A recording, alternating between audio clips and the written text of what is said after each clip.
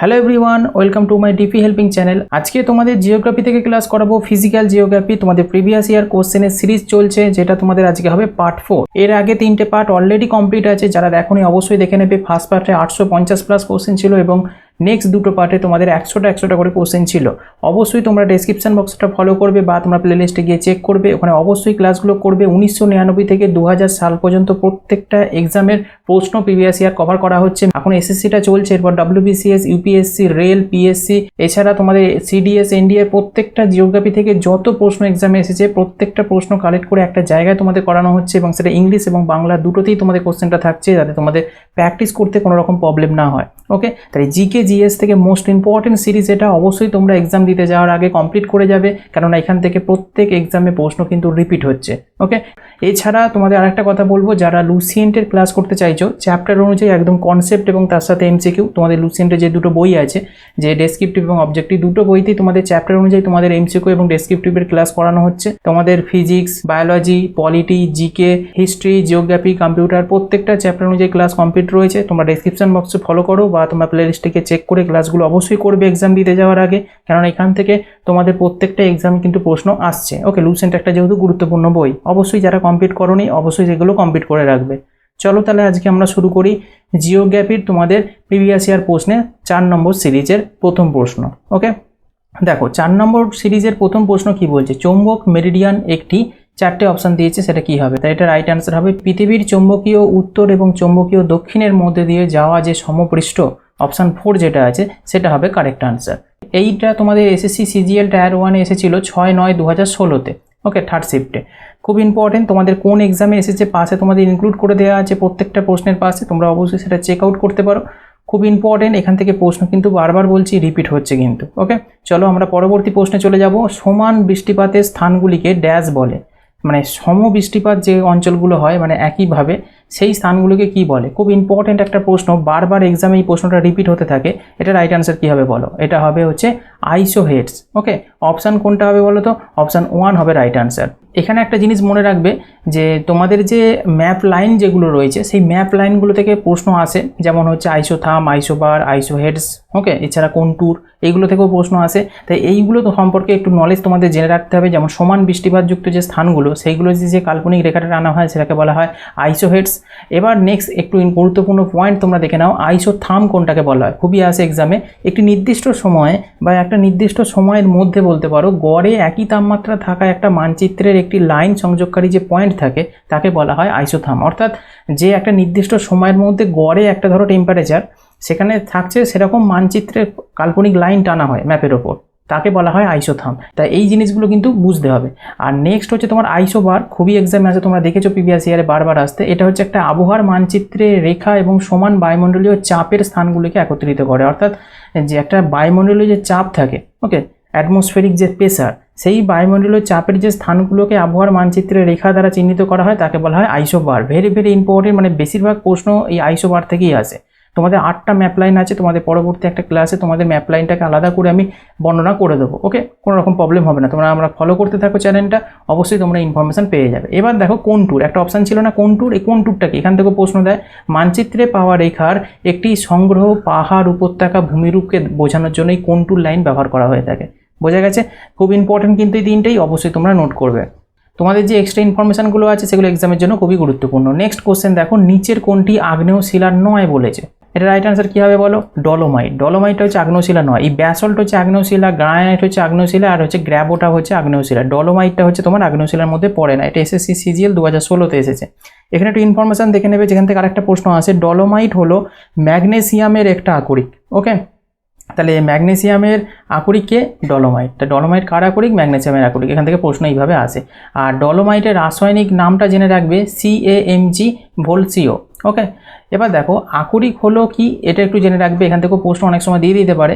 আকরিক হলো প্রাকৃতিকভাবে প্রাপ্ত যে খনিজ বা শিলা যা থেকে ধাতু আহরণ করা হয়। ওকে, মানে ধাতু নিষ্কাশন করা হয় সেরকম প্রাকৃতিকভাবে, মানে কোনো ন্যাচারালি যেটা পাওয়া যাচ্ছে। ওকে, যেটা ন্যাচারালি প্রাপ্ত হয় খনিজ বা শিলা, সেখান থেকে যে ধাতু আরোহণ করা হয়, ধাতুগুলোকে আমরা পাই, তাকে আমরা আকরিক বলে থাকি। ওকে, তাই এই জিনিসটা কিন্তু তোমাদের জানতে হবে। চলো পরবর্তী, পৃথিবীর ঘূর্ণনের গতি বাড়লে শরীরের ওজন কি হয়? মানে পৃথিবীর ঘূর্ণনের গতিটা যদি বেড়ে যায় তাহলে শরীরের ওজন কী হবে, হ্রাস পাবে। ওকে, অপশান 1 হয়ে যাবে তোমার রাইট আনসার। এটা সিজিএল 2016-তে এসেছে। পরবর্তী দেখো, তরঙ্গ দৈর্ঘ্য দ্বারা গঠিত ভূমি ফর্ম হলো কোনটি? রাইট আনসার কী হবে বলো? এটা হচ্ছে গুহা, মানে তরঙ্গ ক্ষয়। ওকে, এই তরঙ্গ ক্ষয় বলতে ওয়েভ ইরোশন যেটাকে বলা হয়। ওকে, খুব ইম্পর্টেন্ট, এই পয়েন্টটা ভালো করে মনে রাখবে। তরঙ্গ ক্ষয় দ্বারা গঠিত ভূমিরূপকে বলা হয় গুহা। খুবই আসে এক্সামে এই প্রশ্নটা।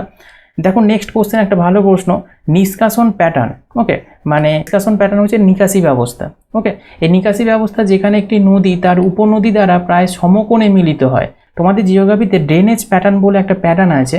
ওকে, সেই ড্রেনেজ প্যাটার্নটা তোমাদের সেপারেটভাবে ক্লাস আমি করিয়ে দেবো, পাশে তোমাদের ছবিটা দিয়ে রেখেছি বিভিন্ন রকম ড্রেনেজ প্যাটার্নের। এই প্যাটার্নগুলো থেকে প্রশ্ন আসে।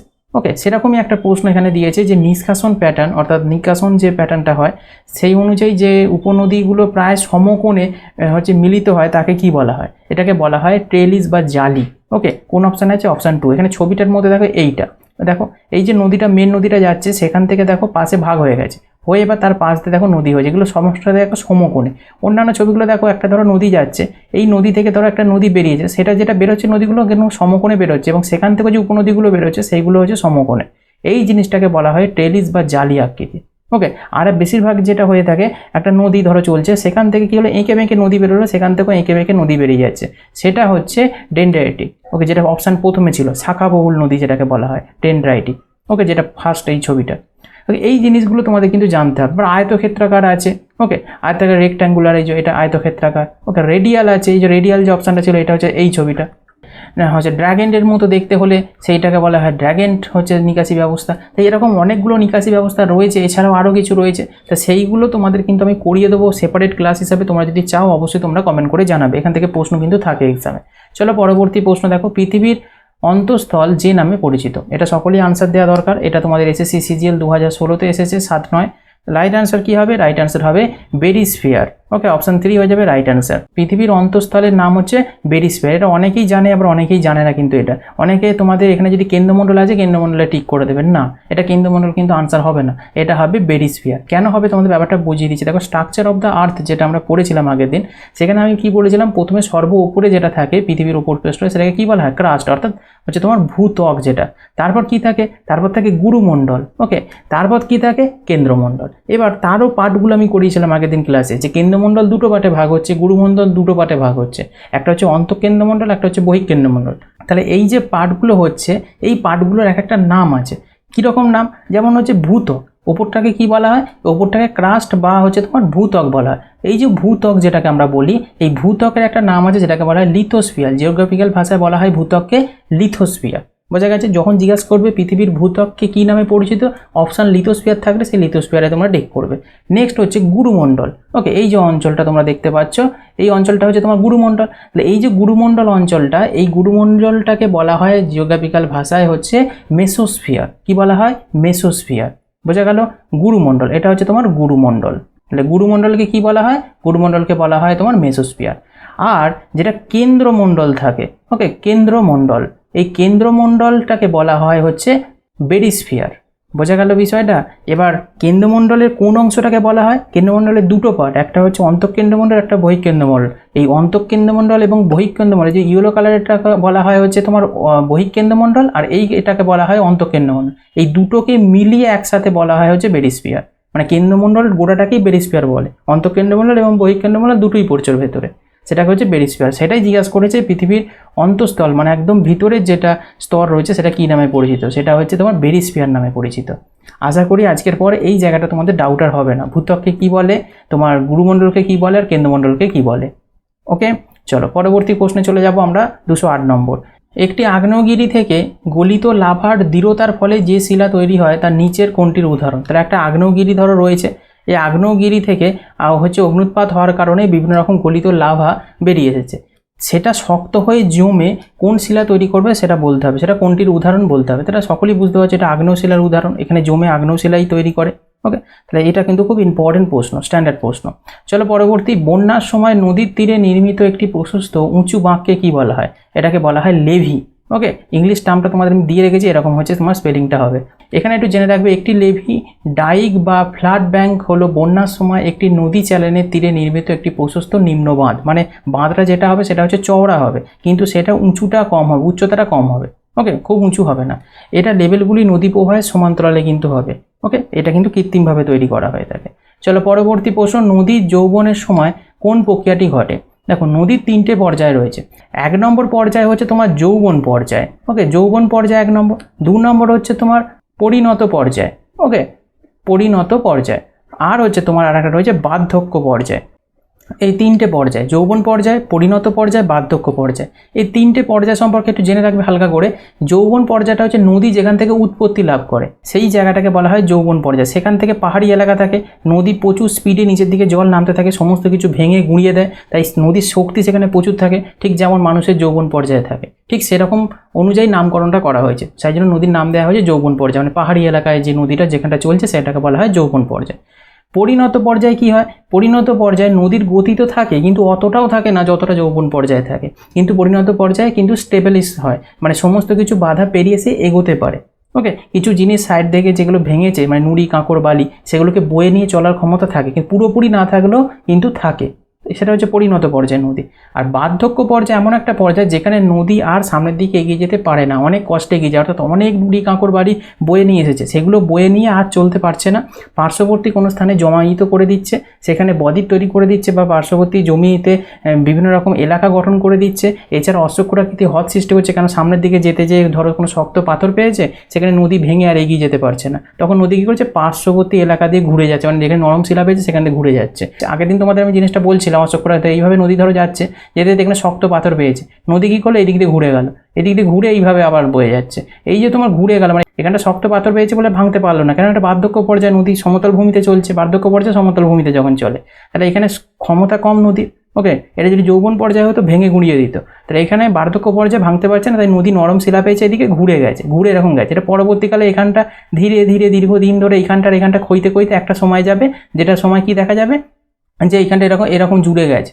একটা সময় এমন আসবে যেখানে কি হবে, এই অঞ্চলটা তোমার রয়ে যাবে, আর এই দিকে নদীটা বয়ে যাবে, মানে এই যে অঞ্চলটা যাচ্ছিল না, এই অঞ্চলটা তোমার রয়ে যাবে, মানে এই যে অঞ্চলটুকু, এই অঞ্চলটুকু আলাদা করে রয়ে যাবে, আর নদী আবার মানে এই দুটো অংশ জুড়ে যাবে আর কি, নদী আবার এই সোজা জুড়ে যাবে, এই অংশটা আলাদা করে পড়ে থাকবে। এই যে জিনিসটা ঘটছে, নদীর যে 3টে পর্যায়, যৌবন, পরিণত, বার্ধক্য, তা সেখান থেকে একটা প্রশ্ন দিয়েছে নদীর যৌবনের সময় কোন প্রক্রিয়াটি ঘটে? তাহলে এটা বুঝতে পারছো, উপত্যকার গভীরীকরণ। অপশান হয়ে যাবে 3 হচ্ছে রাইট আনসার। ওকে, ক্লিয়ার হয়েছে। চলো পরবর্তী প্রশ্ন, পাথুরে মরুভূমিতে ক্রমাগত একদিকের বাতাস প্রবাহিত হয় যা ড্যাশ তৈরি করে। তাহলে এটা বলো কি হবে? এটা হবে তোমার ইয়ারদাং। নামটা নিশ্চয়ই শুনেছো, এক্সামে অনেকবার প্রশ্ন আসে, বিভিন্নভাবে আসে। তাহলে পাথুরে মরুভূমিতে, মানে মরুভূমি অঞ্চলে বায়ুর ক্ষয়কার্যের ফলে যেটা তৈরি হয় সেটা হচ্ছে ইয়ারদাং। এই ইয়ারদাং সম্পর্কে তোমাদের একটু জেনে রাখা দরকার, এটা তোমাদের এসএসসি সিজিএলে দেখো এসেছে। দেখো, গুরুত্বপূর্ণ পয়েন্টে তোমাদের আমি দিয়ে রেখেছি, বায়ুর ক্ষয়কার্যের ফলে যে গঠিত ভূমিরূপগুলো আছে না, এখান থেকে কিন্তু অনেক প্রশ্নই আসে। তোমাদের এটা জেনে রাখো আগে যে বায়ুর ক্ষয়কার্যের ফলে গঠিত ভূমিরূপ কোনগুলো, নামগুলো ভালো করে মুখস্থ করবে। গৌড়, ইনসেলবার্চ, ইয়ারদাং, দেখো ইয়ারদাংটি কোশ্চেনে ছিল, এছাড়া জুগ্যান, ভেন্টিফ্যাক্ট, নেক্সট হচ্ছে ড্রেইকান্টার, তারপর হচ্ছে মরুখাত বা অপসারণ খাত বলা হয়। খুবই প্রশ্ন আছে ইয়ারদাং জুগান থেকে, ইনসেলবার্চ, গৌড় থেকে। ওকে, এইগুলো তোমাদের জানতেই হবে। তাই এইগুলো সম্পর্কে তোমাদের যদি বায়ুর ক্ষয়কার্যের ফলে গঠিত ভূমিরূপ সম্পর্কে যদি এক্সট্রা ক্লাস তোমাদের প্রয়োজন হয়, তো অবশ্যই তোমরা কমেন্ট করে জানিও, আমি তোমাদের জন্য সেপারেট ক্লাস কিন্তু নিয়ে চলে আসবো। ওকে, দেখো আজকে তোমাদের যেহেতু ইয়ারদাংটা পড়াচ্ছি, ইয়ারদাংটা একটু জেনে নাও। ইয়ারদাং পাশে ছবিটা দিয়েছি, ধরো কোনো শুষ্ক মরুভূমি অঞ্চল আছে, তাহলে সেই মরুভূমি অঞ্চলে কঠিন এবং নরম দুপকারী শিলা থাকবে কিনা বলো? অবশ্যই থাকবে। এবার যেখানটা নরম শিলা হবে, বায়ু অনবরত সেখান দিয়ে প্রবাহিত হওয়ার কারণে নরম শিলাটা কি হবে? দ্রুত ক্ষয় হয়ে যাবে। ধরো এটা নরম শিলা, এই অঞ্চলটা বায়ু প্রবাহিত হচ্ছে, এইখানটা দিয়ে তোমার দ্রুত ক্ষয় হয়ে যাচ্ছে, কিন্তু পার্শ্ববর্তীতে ধরো কঠিন শিলা রয়েছে, সেটা কিন্তু কম ক্ষয়িত হবে, তার তুলনায় কি হবে? এইটা বেশি ক্ষয়িত হবে। তাই জন্য এটা দেখো উঁচু হয়ে রয়েছে, আর এটা নিচু হয়ে রয়েছে। ব্যাপারটা বুঝতে পারছো আমার কথাটা? এখানটা ধরো নরম শিলা, এখানে বেশি ক্ষয়ে গেছে, এটা ধরো উঁচু, মানে কি এখানটা কঠিন শিলা, এখানটা কঠিন শিলা, এই জায়গাগুলো হচ্ছে নরম শিলা। এই যে কেন হচ্ছে জিনিসটা, বায়ু প্রবাহের ফলে, মানে কোমল শিলা দ্রুত ক্ষয় পায়, সেখানে পরিণত হয় একটা গর্ত, আর এবং কঠিন শিলা কম ক্ষয় পেয়ে সমান্তরালভাবে দীর্ঘাকার উচ্চ ভূমিরূপ হচ্ছে অবস্থান করে। এই যে পাশের ছবিটা দেখতে পাচ্ছি, এরকম ক্ষয় হয়ে এটা নিচু হয়ে গেছে। ওকে, আর এই অঞ্চলগুলো দেখো উঁচু হয়ে এরকম রয়ে গেছে, এটাকে এই উঁচু অংশগুলোকে বলা হচ্ছে ইয়ারদাং। বোঝা গেছে? এই মরুভূমি অঞ্চলে এই যে উঁচু উঁচু অংশগুলো এরকম দেখা যাবে ভূমিরূপের ওপর, কিছুটা গর্ত পাশে, তার পাশে দেখবে উঁচু অংশ রয়েছে সমান্তরালে, সেগুলোকে বলা হবে ইয়ারদাং। অনেকে আবার এই ইয়ারদাং আর জুগ্যান এই দুটোকে কনফিউজ করে ফেলে, দুটোকে দেখতে প্রায় 99% একই, কিন্তু ডিফারেন্স আছে। ওকে, তোমাদের আমি পরবর্তী কোনো ক্লাসে তোমাদের আমি বলবো, এখন বলতে গেলে ক্লাসটা অনেকটা বড় হবে, তোমাদের এই সিরিজটা কমপ্লিট করা যাবে না। ওকে, এখান থেকেও কিন্তু প্রশ্ন দেয় ইয়ারদাং যুগানের মধ্যে থেকে পার্থক্যটা কী। চলো পরবর্তী প্রশ্ন, পৃথিবীর গড় তাপমাত্রা কত? এটা সকলের আনসার করা দরকার। এটা অনেক এক্সামেই এসেছে, কিন্তু বিভিন্ন এক্সামে অপশানটা একটু চেঞ্জ করে এসেছে। ওকে, তা তোমাদের আমি বলে দিচ্ছি বিষয়টা। এটা রাইট আনসার হবে অপশান অনুযায়ী 16 ডিগ্রি সেলসিয়াস। অনেক অপশানে তোমাদের কিন্তু এটা থাকে হচ্ছে তোমার 14। এরকমও এক্সাম আমি দেখেছি, তোমার সিডিএস এনডিএসও এসেছে, কিন্তু 14 হচ্ছে ডিগ্রি সেলসিয়াস অপশান ছিল। তাহলে অ্যাকচুয়াল আনসার কত? এটা অ্যাকচুয়াল আনসার হচ্ছে তোমার 13.6 বা 7 এরকম হচ্ছে তোমাদের একটা আনসার হয়, কিন্তু তোমাদের এটাকে নেওয়া হয় না, বেশিরভাগই 14 নাহলে 16 এরকম অপশান দেওয়া হয়ে থাকে। এসএসসির যে কটা এক্সাম এসেছে সমস্তটাই 16 নিয়েছে, আর ইউপিএসসির এক্সামগুলোতে 14 নিয়েছে। ব্যাপারটা বোঝা যাচ্ছে বিষয়টা। তাহলে পৃথিবীর গড় তাপমাত্রা হচ্ছে তোমার 14 বা 16, যেটা অপশান থাকবে তোমরা করবে, মানে 16-র ভেতরে যেটা থাকবে করবে, 14 থেকে 16-র ভেতরে। পৃথিবীর গড় তাপমাত্রা প্রায় হচ্ছে তোমার 14 ডিগ্রি সেলসিয়াস। দেখো তোমাদের আমি এখানে লিখে দিয়েছি, আর যদি এটা ফারেনহাইটে জিজ্ঞাসা করে তাহলে কত হবে বলো তো? 57.2 ডিগ্রি ফারেনহাইট। এটা মনে রাখবে। আর এখানে আরেকটু জিনিস জানবে, কিছু বছরের সময়, সমুদ্র এবং বাতাসের যে স্রোত থাকে এবং আবহাওয়ার যে অবস্থার উপর বিভিন্ন সময় করে যে পৃথিবীতে তাপমাত্রা ব্যাপকভাবে তো পরিবর্তন হচ্ছে, বিভিন্ন ক্ষেত্রে বিভিন্নভাবে পরিবর্তন হয়। তাহলে গ্রীষ্মকালে যেমন উষ্ণ, আবার শীতকালে সেরকম ঠান্ডাও থাকে। তাহলে এই যে নিরক্ষরেখার কাছে তাপমাত্রা আবার বেশি, আবার মেরুগুলোর দিকে যদি যাও সেখানে আবার ঠান্ডা প্রচুর পরিমাণ, মানে টেম্পারেচার সেখানে কম থাকে। এই যে তোমার পরিবর্তন, এই পরিবর্তনটা কিন্তু পৃথিবীর গড় তাপমাত্রার উপর প্রভাব ফেলে কিন্তু একটা। ওকে, তাই এটা কিন্তু জেনে রাখবে। চলো পরবর্তী প্রশ্ন, পৃথিবী সূর্য থেকে সবচেয়ে বেশি দূরত্বে থাকলে তার অবস্থান কি হয়? তাহলে পৃথিবী সূর্য থেকে যখন বেশি দূরত্বে দেয়, আগের দিন তোমাদের আমি বলেছিলাম, বলো এটার আনসার কি হবে? পৃথিবী সূর্য থেকে সবচেয়ে দূরে থাকলে তাকে বলা হয় অপসূর বা অ্যাফিলিয়ন বলা হয়ে থাকে, বাংলায় অপসূর। অপশান 1 হয়ে যাবে রাইট আনসার। শুধু সেন্ট্রাল গভর্নমেন্ট নয়, স্টেট গভর্নমেন্ট এক্সামও কিন্তু এখান থেকে প্রশ্ন এসে থাকে প্রচুর পরিমাণে, অপসূর আর অনুসূর থেকে। অপসূর যেটা হয়, সেই অপসূরটা হচ্ছে সবচেয়ে দূরবর্তী স্থানে যেটা থাকে, মানে 4 জুলাই অপসূর। 4 জুলাই, এটা কিন্তু মনে রাখবে, এখান থেকেও প্রশ্ন দেয়। অপসূর কবে হয়? হচ্ছে 4 জুলাই। আর এই অনুসূর কবে হয় বলো তো? এটা হয় যে তোমার 3রা জানুয়ারি। এটা কিন্তু মনে রাখবে, 3রা জানুয়ারি হয় হচ্ছে অনুসূর, আর 4 জুলাই হয় হচ্ছে অপসূর। ওকে, এবার এখানটা ভালো করে বুঝবে যে সূর্য থেকে দূরে যখন পৃথিবী থাকে তাকে আমরা কি বলবো? তাকে বলবো অপসূর, যেটা 4 জুলাই হয়। আর সূর্য থেকে কাছে যখন পৃথিবী থাকে তখন সেটাকে বলবো অনুসূর, মানে 3রা জানুয়ারি যেটা হয়। ওকে, এবার কিলোমিটারটা তোমাদের জেনে রাখতে হবে। এই দূরে যেটা থাকে অপসূর, তার দূরবর্তী মানে কতটা দূরে থাকে? 945 লক্ষ মাইল। আর যেটা কাছে হয় অনুসূর, তার হচ্ছে দূরত্বটা 913 লক্ষ মাইল। এখানটা জেনে রাখবে, এখান থেকে কিন্তু প্রশ্ন দেয়, এই কটা প্রশ্ন এখান থেকে এসে থাকে। বোঝা গেছে? ক্লিয়ার হয়েছে? এই ইনফরমেশনটা এখানে আমি দিয়ে দিয়েছি। ওকে, পরবর্তী কোশ্চেন দেখো, উত্তর গোলার্ধের ডান দিকে বাতাসের বিচ্যুতি যার কারণে ঘটে। তাহলে উত্তর গোলার্ধের ডান দিকে বাতাসের বিচ্যুতি যার কারণে ঘটে? পৃথিবীর আবর্তনের কারণে ঘটে থাকে। অপশান 2 হয়ে যাবে রাইট আনসার। ওকে, পরবর্তী প্রশ্ন দেখো, পৃথিবীতে বায়ুমণ্ডলীয় চাপের কারণ কি? ভেরি ভেরি ইম্পর্টেন্ট একটা প্রশ্ন। এটা তোমাদের সিজিএল এসেছে 2000 সালে, হচ্ছে ফার্স্ট শিফটে। পৃথিবীতে বায়ুমণ্ডলীয় চাপের কারণ হচ্ছে মহাকর্ষীয় টান। ওকে, তাহলে অপশান 3 হয়ে যাবে রাইট আনসার। গ্র্যাভিটেশনাল পুল যেটা থাকে, তার ফলে পৃথিবীর বায়ুমণ্ডলীয় যে চাপ সৃষ্টি হয় তার হচ্ছে কারণ হচ্ছে মহাকর্ষীয় টানটা। ওকে, গ্র্যাভিটেশনাল পুলটা খুব ইম্পর্টেন্ট একটা প্রশ্ন। এবার একটা কথা বলি তোমাদেরকে, এই যে তোমার 2000 সালে এক্সামে প্রশ্নটা এসেছে, শুধুমাত্র 2000 সালে এসেছে নয়, পরবর্তী অনেক এক্সামে কিন্তু রিপিট হয়েছে। খুব ইম্পর্টেন্ট, নিচের কোনটি বাতাসের বেগ সবচেয়ে বেশি? তাহলে এই 4টের মধ্যে বাতাসের বেগ সবচেয়ে বেশি কার? টর্নেডো। ওকে, অপশান 4 হয়ে যাবে তোমার রাইট আনসার। টাইফুন, হারিকেন, ঘূর্ণিঝড়, টর্নেডো, এগুলো প্রত্যেকটাই কিন্তু ঝড় একটা। এই ঝড়ের মধ্যে টর্নেডোর হচ্ছে তোমার বাতাসের গতি সবচেয়ে বেশি। নেক্সট কোশ্চেন দেখো, বাতাসের গতি পরিমাপ করা হয় কি দিয়ে? খুব ইম্পর্টেন্ট একটা প্রশ্ন, বারবার এক্সামে আসে। Right answer anemometer. অ্যানিমোমিটার দিয়ে বাতাসের গতি, ওকে, স্পিড অফ উইন্ড মেজার করা হয়। ওকে, এখানে জেনে রাখবে, এই যে অপশান 2 ছিল হাইগোমিটার, এই হাইগোমিটার দিয়ে কি হয়? মাটিতে আবদ্ধ স্থানে জলীয় বাষ্পের যে পরিমাণ, সেটা হচ্ছে পরিমাপ করতে ব্যবহার করা হয় হাইগ্রোমিটার দিয়ে। ওকে, এবার দেখো ব্যারোমিটার, অপশান 1-এ যেটা ছিল, এই ব্যারোমিটার হচ্ছে আবিষ্কার করেন কে জানো? বিজ্ঞানী টরিসেলি। এটা থেকে প্রশ্ন দেয়। আর এই যন্ত্র দিয়ে বাতাসের চাপ মাপা হয়, যে বায়ু যেটা থাকে তার চাপ মাপা হয়। স্পিড মাপা হয় অ্যানিমোমিটার দিয়ে, বায়ুর চাপ মাপা হয় ব্যারোমিটার দিয়ে। ওকে, আর থার্মোমিটার যেটা থাকে সকলেই জানো, এটা শরীরের তাপমাত্রা মাপার জন্য ব্যবহার করা হয়। ওকে, চলো পরবর্তী প্রশ্নে আমরা চলে যাব। বাণিজ্য বাতাসের কারণে কি ঘটে থাকে? মানে ট্রেড উইন্ড যেটা হয়ে থাকে বাণিজ্য বাতাস। ওকে, বাণিজ্য বায়ু যেটাকে আমরা বলে থাকি, বাতাস বা বায়ু বলতে পারি আমরা, বাণিজ্য বায়ু। এই বাণিজ্য বায়ুর কারণে যেটা ঘটে সেটা হচ্ছে পরিচলন, কনভেকশন। ওকে, অপশান 2 হয়ে যাবে তোমার রাইট অ্যান্সার। এইটা কিন্তু মনে রাখবে, ট্রেড উইন্ড যেটা সেটা পরিচালনের সাথে সম্পর্কিত। ওকে, পরবর্তী প্রশ্ন দেখো, বায়ুমণ্ডলে ওজোন গহ্বর মূলত এর উপস্থিতির কারণে ঘটে, অর্থাৎ কার উপস্থিতির কারণে বায়ুমণ্ডলে ওজোন গহ্বর ঘটে থাকে, মানে ওজোন স্তরের ভেতরে একটা গর্তের সৃষ্টি হচ্ছে, সেটা এই 4টে অপশানের মধ্যে কোনটার কারণে? এটা খুব ইজি প্রশ্ন এবং ইম্পর্টেন্ট প্রশ্ন। রাইট অ্যান্সার হবে ক্লোরোফ্লোরোকার্বন, যেটাকে বলা হয় কি বলতো, সিএফসি, ক্লোরোফ্লোরোকার্বন। ওকে, এর হচ্ছে ফুল ফর্ম হচ্ছে সিএফসির ক্লোরোফ্লোরোকার্বন। আমাদের যে ওজোন স্তরটা রয়েছে, সূর্যের আল্ট্রাভায়োলেট রে যেটা আসে সূর্য থেকে, সেটা এই ওজোন স্তর কী করে, রক্ষা করে। আর আমরা পরিবেশটাকে এত পরিমাণ দূষণ করছি, এই ওজোন স্তরে হচ্ছে কী হয়, গর্তের সৃষ্টি হচ্ছে, যেখান থেকে আল্ট্রাভায়োলেট রে পৃথিবীতে এসে পৌঁছাচ্ছে, যেটা মানব শরীরে লেগে ত্বক ক্যান্সার সৃষ্টি করছে। ওকে, তাই আমাদের ক্ষতির জন্য কিন্তু আমরা নিজেরাই কিন্তু দোষী। ওকে, চলো পরবর্তী প্রশ্নে আমরা চলে যাব। গর্জনশীল চল্লিশা নাম শুনেছো, এই শব্দটির সাথে সম্পর্কিত কোনটি? Very very important. এটা রাইট আনসার হয়ে যাবে তোমার ওয়েস্টার্লিস। ওকে, সরি এখানে একটু প্রিন্টিং মিস্টেক হয়েছে, এটা লিম্ফিউ লেখা রয়েছে, এটা হবে হচ্ছে তোমার অপশান 2 আনসার, ওয়েস্টার্লিস। ওকে, এই ওয়েস্টার্লিস হচ্ছে তোমার গর্জনশীল চল্লিশের সাথে যুক্ত। পরবর্তী প্রশ্নে আমরা চলে যাব। একটি নির্দিষ্ট সময়ে সমান তাপমাত্রার বিন্দু সংযোগকারী মানচিত্র রেখা হলো কোনটি? দেখো তোমাদের একটু আগে বলছিলাম ম্যাপ লাইনগুলো থেকে প্রশ্ন আসে, দেখো এখান থেকে আরেকটা প্রশ্ন দিয়েছে, সমান তাপমাত্রার বিন্দু মানে সমান টেম্পারেচার থাকবে, মানে ইকুয়াল টেম্পারেচার থাকবে, সেরকম কোনো মানচিত্রে যদি রেখা টানা হয় তাকে কি বলা হয়? তাকে বলা হয় আইসোথার্ম। ভালো করে মনে রাখবে, অপশান 4 হয়ে যাবে রাইট আনসার। একটু আগে তোমাদের আইসোবারটা বলে দিয়েছিলাম, তাহলে আইসোথার্মটা বুঝতে পারলে।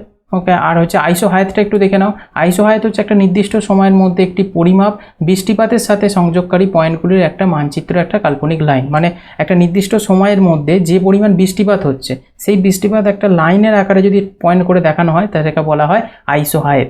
চলো পরবর্তী প্রশ্ন দেখো, আবহাওয়ার বেশিরভাগ ঘটনা কোথায় ঘটে? আয়নোস্ফিয়ার, ট্রোপোস্ফিয়ার, স্ট্র্যাটোস্ফিয়ার নাকি ট্রোপোপোজ? রাইট আনসার হবে ট্রোপোস্ফিয়ার। এই ট্রোপোস্ফিয়ারে আবহাওয়ার বেশিরভাগ ঘটনাটা ঘটে থাকে। আপাতত পরবর্তী কোশ্চেনে, মেরু অঞ্চলে প্রবাহিত খুব শক্তিশালী এবং ঠান্ডা বরফের বাতাসকে কি বলা হয়? এটাকে বলা হয় হচ্ছে তুষার ঝড়। মরু অঞ্চলে তুষার ঝড় খুবই দেখা যায়, খুব শক্তিশালী এবং ঠান্ডা হয় বরফের বাতাস একটা। ওকে, চলো পরবর্তী প্রশ্ন, ঘনীভবনের বিপরীত কি? মানে ঘনীভবন যেটা হয়, কন্ডেনসেশন যেটা হয়, তার বিপরীত অবস্থা কোনটাকে বলা হয়? এটা হচ্ছে বাষ্পীভবন। মানে ঘনীভবনের বিপরীত রূপ হচ্ছে বাষ্পীভবন। এবার তোমাদের এখানে জানতে হবে বাষ্পীভবন কি আর ঘনীভবনই কি, তো এটা একটু জেনে নাও। এখানে দেখো, বাষ্পীভবন হলো তরল পর্যায় থেকে বাষ্প পর্যায়ে রূপান্তর, অর্থাৎ তরল একটা জায়গা থেকে সেটা যখন বাষ্পে পরিণত হবে তখন সেটাকে বলবো বাষ্পীভবন। যেমন তরল অবস্থা একটা জল রেখেছো, তুমি হিট দিচ্ছ নিচে থেকে, তাহলে সেটা বাষ্প হয়ে উপর দিকে উঠে যাবে, এই যে বাষ্প হয়ে চলে যাচ্ছে এটাকে বলছি বাষ্পীভবন। বাষ্পীভবন তখনই ঘটে যখন কোনো পদার্থের বাষ্পের আংশিক চাপ ভারসাম্যের চাপের থেকে কম হবে, মানে সেটা বাষ্প আকারে উঠে যাবে, মানে উপর দিকে চলে যাচ্ছে, এটা হচ্ছে বাষ্পীভবন। ঠিক উল্টো হচ্ছে ঘনীভবন। ঘনীভবনটা কি না, গ্যাসীয় যে পদার্থ যে উঠে গেল, এই গ্যাসীয় পদার্থ থেকে আবার যদি ব্যাকে যদি আবার তরলে পরিণত হয় সেটা, তখন এটা বাষ্পীভবনের বিপরীত অবস্থা, যেটাকে ঘনীভবন বলা হয়। এটা জলচক্রে দেখা যায়। কেমন, তোমাদের যদি একটা এক্সাম্পল দিই তাহলে তোমরা বুঝতে পারবে। ধরো একটা কোনো তোমার বার্নার রেখেছো, মানে কোনো স্টোভ বা ওভেন রেখেছো, তার উপর কোনো পাটিতে তোমার হচ্ছে জল গরম করছো, এখানে তুমি জলটা দেখবে বাষ্প হয়ে ওপর দিকে উঠে যাচ্ছে, কিন্তু তুমি এই বাটিটার উপরে যদি কিছু চাপা দিয়ে দাও, প্লেট বা থালা, তাহলে দেখবে এই বাটির নিচের অংশটা বিন্দু বিন্দু অনেক জলকণা সৃষ্টি হয়, আর সেই জলকণাগুলো এক জায়গায় মিলিত হয়ে জলের আকারে টপ টপ করে আবার এই বাটিতেই ফিরে আসছে। এই যে ঘটনাটা, এটা হচ্ছে ঘনীভবন, মানে ওখানে অনেক জলীয় বাষ্প জমা হয়ে সেটা হচ্ছে বিন্দু বিন্দু আকারে জলে পরিণত হয়, আবার সেটা ব্যাকে ফিরে আসা। এইটাই হচ্ছে তোমার বাষ্পীভবনের উল্টো রূপ হচ্ছে ঘনীভবন, গ্যাসীয় অবস্থা থেকে তরল অবস্থায় আসা। আশা করি ক্লিয়ার হয়েছে। নেক্সট হচ্ছে ধোঁয়াশা। ধোঁয়া এবং কুয়াশার সমন্বয়কে বলা হয় ধোঁয়াশা। ধোঁয়াশা সেটা কি বলবো, যেটা ধোঁয়া এবং কুয়াশা মিলিতভাবে যেখানে থাকবে। তোমরা শীতকালে দেখতে পাও প্রচুর পরিমাণে কুয়াশা আসে, এবং মর্নিংয়ে যদি তোমরা বেরো, তোমরা লক্ষ্য করেছো নিশ্চয়ই যে বিভিন্ন রকম উনুন জ্বালার কারণে দেখবে অনেক রকম ধোঁয়া সৃষ্টি হয়, বা হচ্ছে তোমার পলিউশনের কারণে যে ধোঁয়া সৃষ্টি হয়, সেখানে একটা মিক্সিং অবস্থা তৈরি হয়, প্রচুর শ্বাসকষ্ট হয় তাতে, সেটা হচ্ছে ধোঁয়াশা। আর কুয়াশাটা কি, কুয়াশা হলো ভূমির সংস্পর্শে থাকা মেঘমালা, অর্থাৎ কুয়াশাকে অ্যাকচুয়ালি একটা ছোটোখাটো মেঘও বলতে পারো, মানে একদম জলীয় বাষ্পপূর্ণ একটা এলাকা, সেটাকে বলা হয় কুয়াশা। ক্লিয়ার হয়েছে? এইগুলো থেকে প্রশ্ন আসে, এগুলো অবশ্যই তোমরা নোট করবে। চলো পরবর্তী, বায়ুমণ্ডলে প্রতিদিন আবহাওয়ার পরিবর্তনের সাথে জড়িত কোনটা? তাহলে বায়ুমণ্ডলে প্রতিদিন আবহাওয়ার পরিবর্তন হয়। একটু আগেই আমি তোমাদের বললাম, ঠিক প্রশ্নটাকে ঘুরিয়ে এসেছে যে আবহাওয়ার যত রকম খেলা সেটা কোন স্তরে ঘটে থাকে? একমাত্র নিম্ন স্তরে, যেটা আমরা বাস করি, সেটা হচ্ছে তোমার ট্রোপোস্ফিয়ার স্তরে। অপশান 1 হয়ে যাবে তোমার রাইট আনসার। এই ট্রোপোস্ফিয়ার স্তর হচ্ছে আমরা বাস করি, এবং এই স্তরের ভিতরে যত গোলযোগ, যত আবহাওয়ার পরিবর্তন, সমস্ত কিছু এই স্তরেই ঘটে থাকে। ওকে, তো এইটা কিন্তু তোমরা জেনে রাখবে। এইটাই ট্রপোস্ফিয়ার স্তর, যেটাকে ক্ষুব্ধমণ্ডল বলে, ভূপৃষ্ঠ থেকে কত কিলোমিটার দূরে রয়েছে বলো তো? এটা ধরো ভূপৃষ্ঠ, উচ্চতা অনুযায়ী যদি ভাগ করি, প্রথমটা হচ্ছে তোমার ট্রপোস্ফিয়ার স্তর। তাহলে এই যে ডিস্টেন্সটা, এটা ডিস্টেন্সটা কত বলো তো? এটা হচ্ছে 8 থেকে তোমার হচ্ছে 16 কিলোমিটার, কিলোমিটার। ওকে, 16 কিলোমিটার। আশা করি তোমাদের ক্লিয়ার হয়েছে বিষয়টা। আরও পড়তে পড়তে আমরা প্রত্যেকটা তোমাদের যে বায়ুমণ্ডলের স্তরগুলো রয়েছে সেগুলো সম্পর্কে জানবো। চলো পরবর্তী কোশ্চেন। চীনা সাগরে গ্রীষ্মমণ্ডলীয় ঝড় কি নামে পরিচিত? তাহলে চীনা সাগরে মানে চীন সাগরে যেটা আছে সেখানে গ্রীষ্মমণ্ডলীয় ঝড়ের নাম হচ্ছে টাইফুন। কোন অপশানে আছে? অপশান 3 হয়ে যাবে তোমার রাইট অ্যান্সার। পরবর্তী কোশ্চেনে চলে যাব।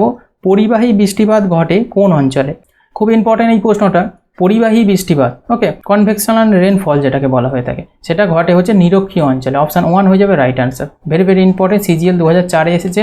এটা আমার জানা আপাতত মনে পড়ছে তোমাদের সিডিএসে এসেছে, এসএসসিতে বহুবার রিপিট হয়েছে এবং তোমাদের রেলেতেও এসেছে এই কোশ্চেনটা। খুব ইম্পর্টেন্ট কিন্তু, পরিবাহী বৃষ্টিপাত ঘটে নিরক্ষীয় অঞ্চলে। ওকে, এখানে দেখলাম পরিবাহী বৃষ্টিপাত ঘটে যখন সূর্যের যে শক্তি, যেটাকে বলা হয় ইনসোলেশন। আমরা একটু পরেই জানবো ইনসোলেশন কি। তার আগে জানো যে পরিবাহী বৃষ্টিপাত ঘটে তখন যখন সূর্যের শক্তি পৃথিবী পৃষ্ঠকে উত্তপ্ত করছে, মানে সূর্য থেকে যে রশ্মিটা আসে, মানে সূর্যের যে আলোটা, সেটা এসে পৃথিবীকে কী করছে? উত্তপ্ত করছে এবং জলকে বাষ্পীভূত করে জলীয় বাষ্পে পরিণত করছে এবং সেটা উপরে আকাশে উঠে যাচ্ছে এবং সেটা ঘনীভূত হয় আবার বৃষ্টি আকারে পৃথিবীতে নেমে আসে, যেটাকে আমরা জলচক্র বলে থাকি।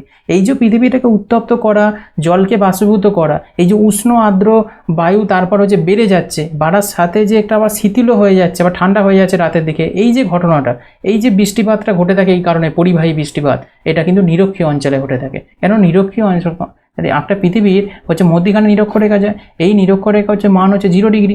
এই অঞ্চলে কি সূর্য তীক্ষ্ণভাবে কিরণ দেয়। ওকে, তাই জন্য এখানে হচ্ছে টেম্পারেচার যেমন বেশি হয় দিনের বেলা, রাতের বেলা আবার ঠান্ডাও বেশি হয়। এই পরিবাহী বৃষ্টিপাতটা কিন্তু এই নিরক্ষীয় অঞ্চলে কিন্তু ঘটে থাকে। ওকে, তো এই জায়গাটা কিন্তু তোমাদের জানতে হবে। নেক্সট চলো, স্থল এবং সামুদ্রিক বাতাসে যার কারণে ঘটে, মানে স্থল বাতাস এবং সামুদ্রিক বাতাস যার কারণে ঘটে থাকে সেটা বলতে হবে, ল্যান্ড অ্যান্ড সি ব্রিজেস। ওকে, তাহলে এইটা ঘটে থাকে হচ্ছে পরিচালনের কারণে। অপশান 2 হয়ে যাবে রাইট আনসার। এখানটা জেনে রাখবে স্থল এবং সমুদ্র বাতাস পরিচালনের কারণে ঘটে থাকে, এই লাইনটা ভালো করে মনে রাখবে। ওকে, চলো পরবর্তী প্রশ্ন দেখো। ড্যাশ থেকে বাণিজ্য বাতাস বইছে। বাণিজ্য বাতাস বলতে ট্রেড উইন্ড বলা হয়ে থাকে, একটু আগে বলছিলাম বাণিজ্য বায়ু, যেটাকে বাতাস বা বায়ু বলতে পারো এটাকে। ওকে, বাণিজ্য বায়ু। তাহলে ড্যাশ থেকে বাণিজ্য বায়ু বইছে, তাহলে বলো রাইট আনসার কী হবে? এটা হবে উপক্রান্তীয় উচ্চচাপ বলয় থেকে। ওকে, অপশান 3 হয়ে যাবে রাইট আনসার। এখান থেকে মানে উপক্রান্তীয় উচ্চচাপ বলয় থেকে তোমার বাণিজ্য বাতাস বা বাণিজ্য বায়ু কিন্তু বয়। পৃথিবীর বিভিন্ন রকম হচ্ছে তোমার বায়ুচাপ বলয় রয়েছে, তোমরা সেগুলো সম্পর্কে তোমাদের আমি করিয়েছি এর আগে। পৃথিবীতে যে বায়ুচাপ বলয়গুলো যেগুলো থাকে, মিডিলে যে রেখাটা থাকে সেটা হচ্ছে 0 ডিগ্রি, তোমার নিরক্ষীয় নিম্নচাপ বলয় বলা হয়ে থাকে। তারপরে যেটা থাকে সেখানটা হচ্ছে কর্কটক্রান্তীয়, এই অঞ্চলটাকে বলা হয় কর্কটক্রান্তীয় উচ্চচাপ বলয়। তারপর হচ্ছে তোমার কুমেরুবৃত্ত প্রদেশীয় যে অঞ্চলটা থাকে সেটা হচ্ছে এইটা। ওকে, নিম্নচাপ বলয়। এবার নেক্সট সেরকমইভাবে 0 ডিগ্রি নিচের দিকটাকে আমরা কি বলবো? এটাকে বলবো হচ্ছে তোমার মকরক্রান্তীয় উচ্চচাপ বলয়, আর এই অঞ্চলটাকে আবার বলবো আমরা কি না নিম্নচাপ বলয় সুমেরুবৃত্তের। ওকে, তাহলে একই রকমভাবে উপর দিকে যেভাবে যায় নিচের দিকেও সেইভাবে যায়। তাহলে এগুলো উচ্চচাপ বলয় যে অঞ্চলগুলো সেগুলো তোমরা জানো, তো এইগুলো সম্পর্কে একটু ওয়াকেবল থাকবে। এখান থেকে প্রশ্ন অনেক সময় লাইন তুলে দিয়ে দেয়, তাহলে এইগুলো সম্পর্কে জেনে রাখবে কোনটাকে কি বলে। ওকে, তাই এটা অবশ্যই নোট করবে। এখানে একটা জিনিস জেনে রাখবে, উপক্রান্তীয় উচ্চচাপ থেকে বাণিজ্য বায়ু প্রবাহিত হয়। ওকে, এটা জানবে। চলো পরবর্তী, নিরক্ষীয় অঞ্চলের অভিজ্ঞতা, এই কোনটি সত্য হবে? ওকে, তাহলে নিরক্ষীয় অঞ্চলের অভিজ্ঞতা হিসাবে উষ্ণ ও আর্দ্র জলবায়ু এটার সাথে সম্পর্কিত। কোনটা হবে? এটা হচ্ছে অপশান 2 হয়ে যাবে রাইট অ্যান্সার। নিরক্ষীয় অঞ্চল যেটা রয়েছে সেটা হচ্ছে উষ্ণ আর্দ্র জলবায়ু অঞ্চল। ওকে, চলো পরবর্তী প্রশ্নে চলে যাব। উচ্চতা বৃদ্ধির সাথে বায়ুমণ্ডলীয় চাপের কি ঘটে? মানে উচ্চতা যদি বৃদ্ধি হয়, ধরো পৃথিবীর ভূপৃষ্ঠ এটা, এখান থেকে উপর দিকে যদি আমরা উঠতে থাকি তাহলে উচ্চতা বৃদ্ধি হবে, এর সাথে বায়ুমণ্ডলীয় চাপের প্রভাবটা কী হবে? সেটা কি স্থির থাকবে, হ্রাস পাবে, বৃদ্ধি পাবে, নাকি ক্রমাগত ওঠানামা করবে? এটা হ্রাস পাবে। যদি আমরা ভূপৃষ্ঠ থেকে উপর দিকে উঠতে থাকি তাহলে সেটা টেম্পারেচার কী হবে? হ্রাস পেতে থাকবে। কিন্তু এখানে একটা ব্যতিক্রমী জিনিস মনে রাখবে, অনেকের মধ্যেই ভুল ধারণাটা থাকে যে আমরা যতদূর পর্যন্ত উঠবো পুরোটাই হচ্ছে তোমার টেম্পারেচার হ্রাস পাবে। না, একটা সময়ের পর টেম্পারেচার হ্রাস পাওয়া বন্ধ হয়ে যাবে, তারপর থেকে টেম্পারেচার আবার কিন্তু বাড়তে থাকবে। তাই এই জায়গাটা কিন্তু তোমাদের কিন্তু মাথায় রাখতে হবে। চলো পরবর্তী প্রশ্ন, ভূমধ্যসাগরীয় জলবায়ুর বৈশিষ্ট্য হলো কোনটি? তাহলে ভূমধ্যসাগরীয় জলবায়ুর বৈশিষ্ট্য হচ্ছে শুষ্ক গ্রীষ্ম এবং আর্দ্র শীত। এইটা হচ্ছে এই প্রকৃতির হয়ে থাকে ভূমধ্যসাগরীয় জলবায়ু। ভারতের বিভিন্ন রকম জলবায়ু রয়েছে, এই ভূমধ্যসাগরীয় যে জলবায়ুটা তার বৈশিষ্ট্য হচ্ছে আর্দ্র গ্রীষ্ম ও হচ্ছে শুষ্ক শীত। তোমাদের ডিফারেন্স ক্লাস একটা দিয়ে দেবো আমি তোমাদের ভারতের জলবায়ু সম্পর্কে। দেখো এখানে একটু পয়েন্ট দেখে নাও ভূমধ্যসাগরীয় জলবায়ু সম্পর্কে। সাধারণত উত্তর গোলার্ধের 30 ডিগ্রি থেকে 40 ডিগ্রি অক্ষাংশের মধ্যে এই যে পশ্চিম অংশে যেটা জলবায়ুটা দেখা যায় তাকে হচ্ছে ভূমধ্যসাগরীয় জলবায়ু অঞ্চল বলা হয়। এখান থেকে প্রশ্ন দেয় কত ডিগ্রি থেকে কত ডিগ্রির মধ্যে দেখা যায়, এটা কিন্তু জেনে রাখবে। আর এই উষ্ণ শুষ্ক গ্রীষ্ম ও আর্দ্র শীত সম্পন্ন যে জলবায়ু যে পয়েন্টটা, এই পয়েন্টটা ভালো করে মনে রাখবে। এটা হচ্ছে ভূমধ্যসাগরীয় জলবায়ুর একটা প্রধান বৈশিষ্ট্য।